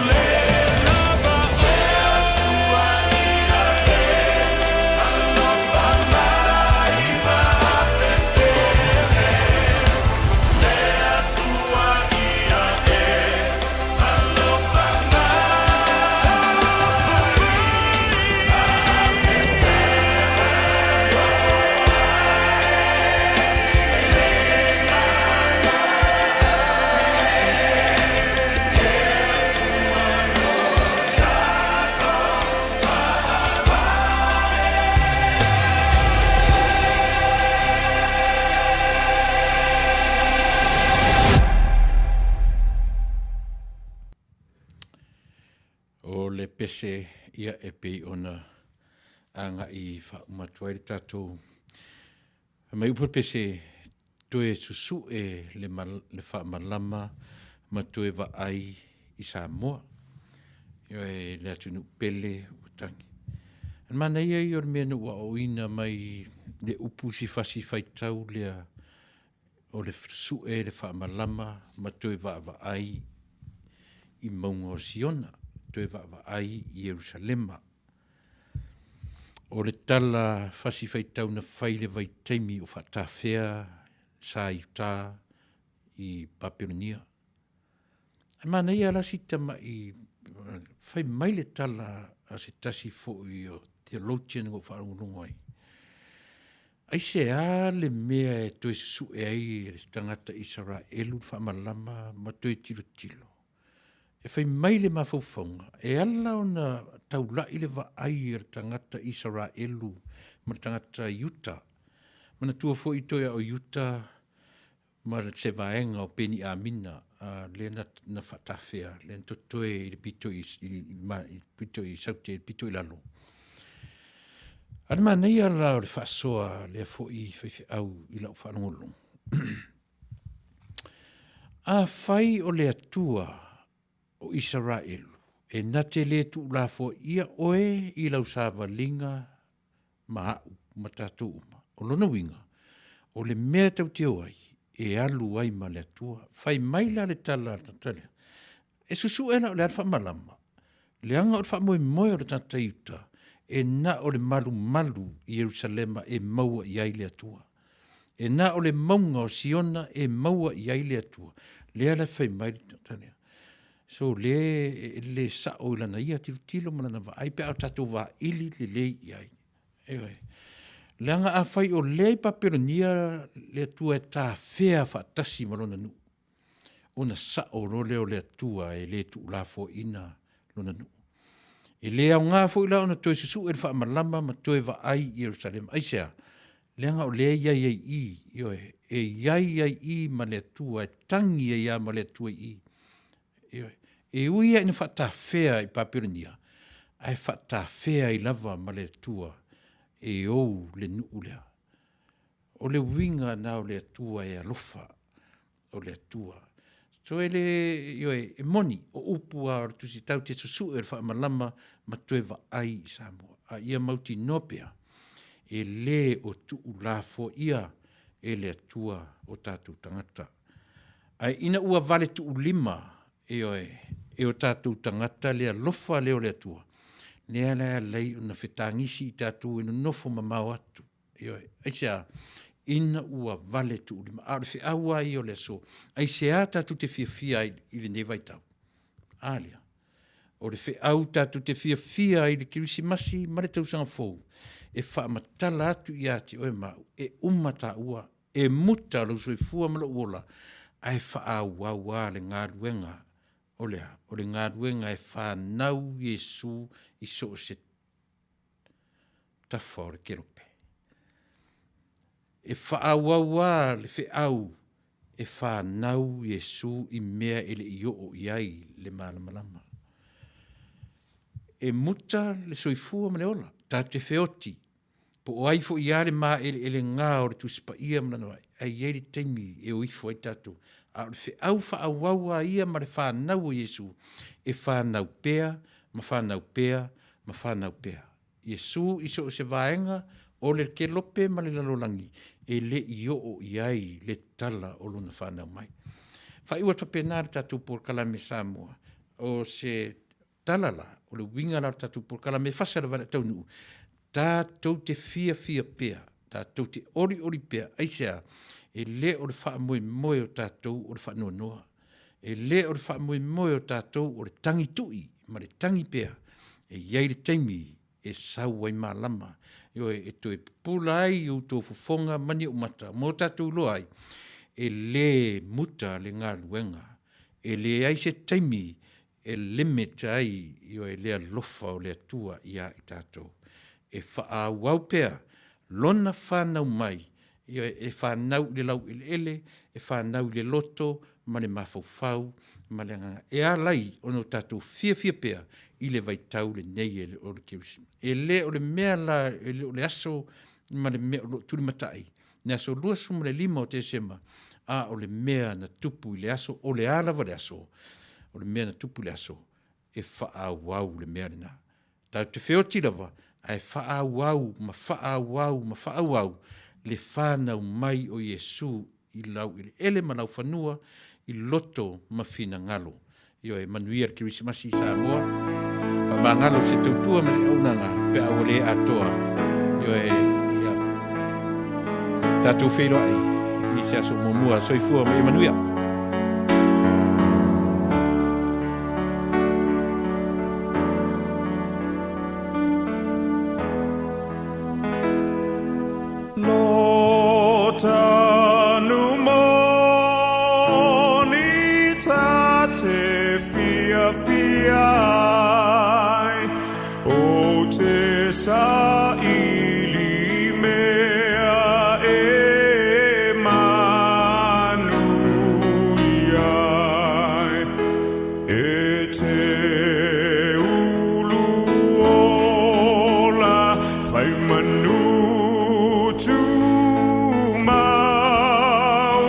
Se lafi pito ai mafta mai I sa paite so vai fa te le uso che to fine da to fero per la leo tua Israel Cherished Taunuu Faafetai mafta mai Jerry and Campy sua Manuia la fief Tio Swaka Faafetai le mafta mai soifua me Manuia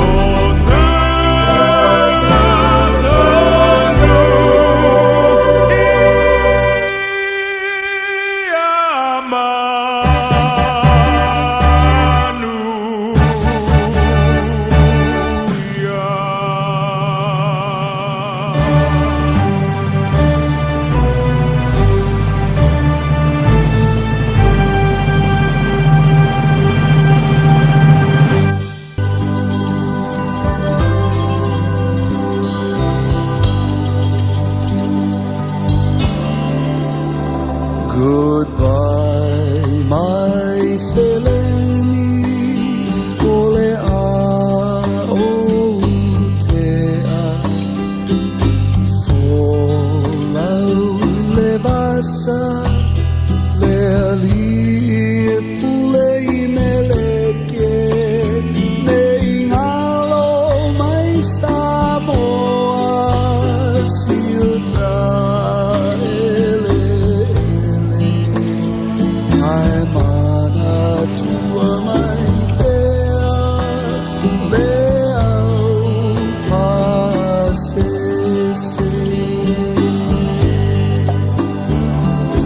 Oh, I never will forget you. Samoa ene ingalo atu.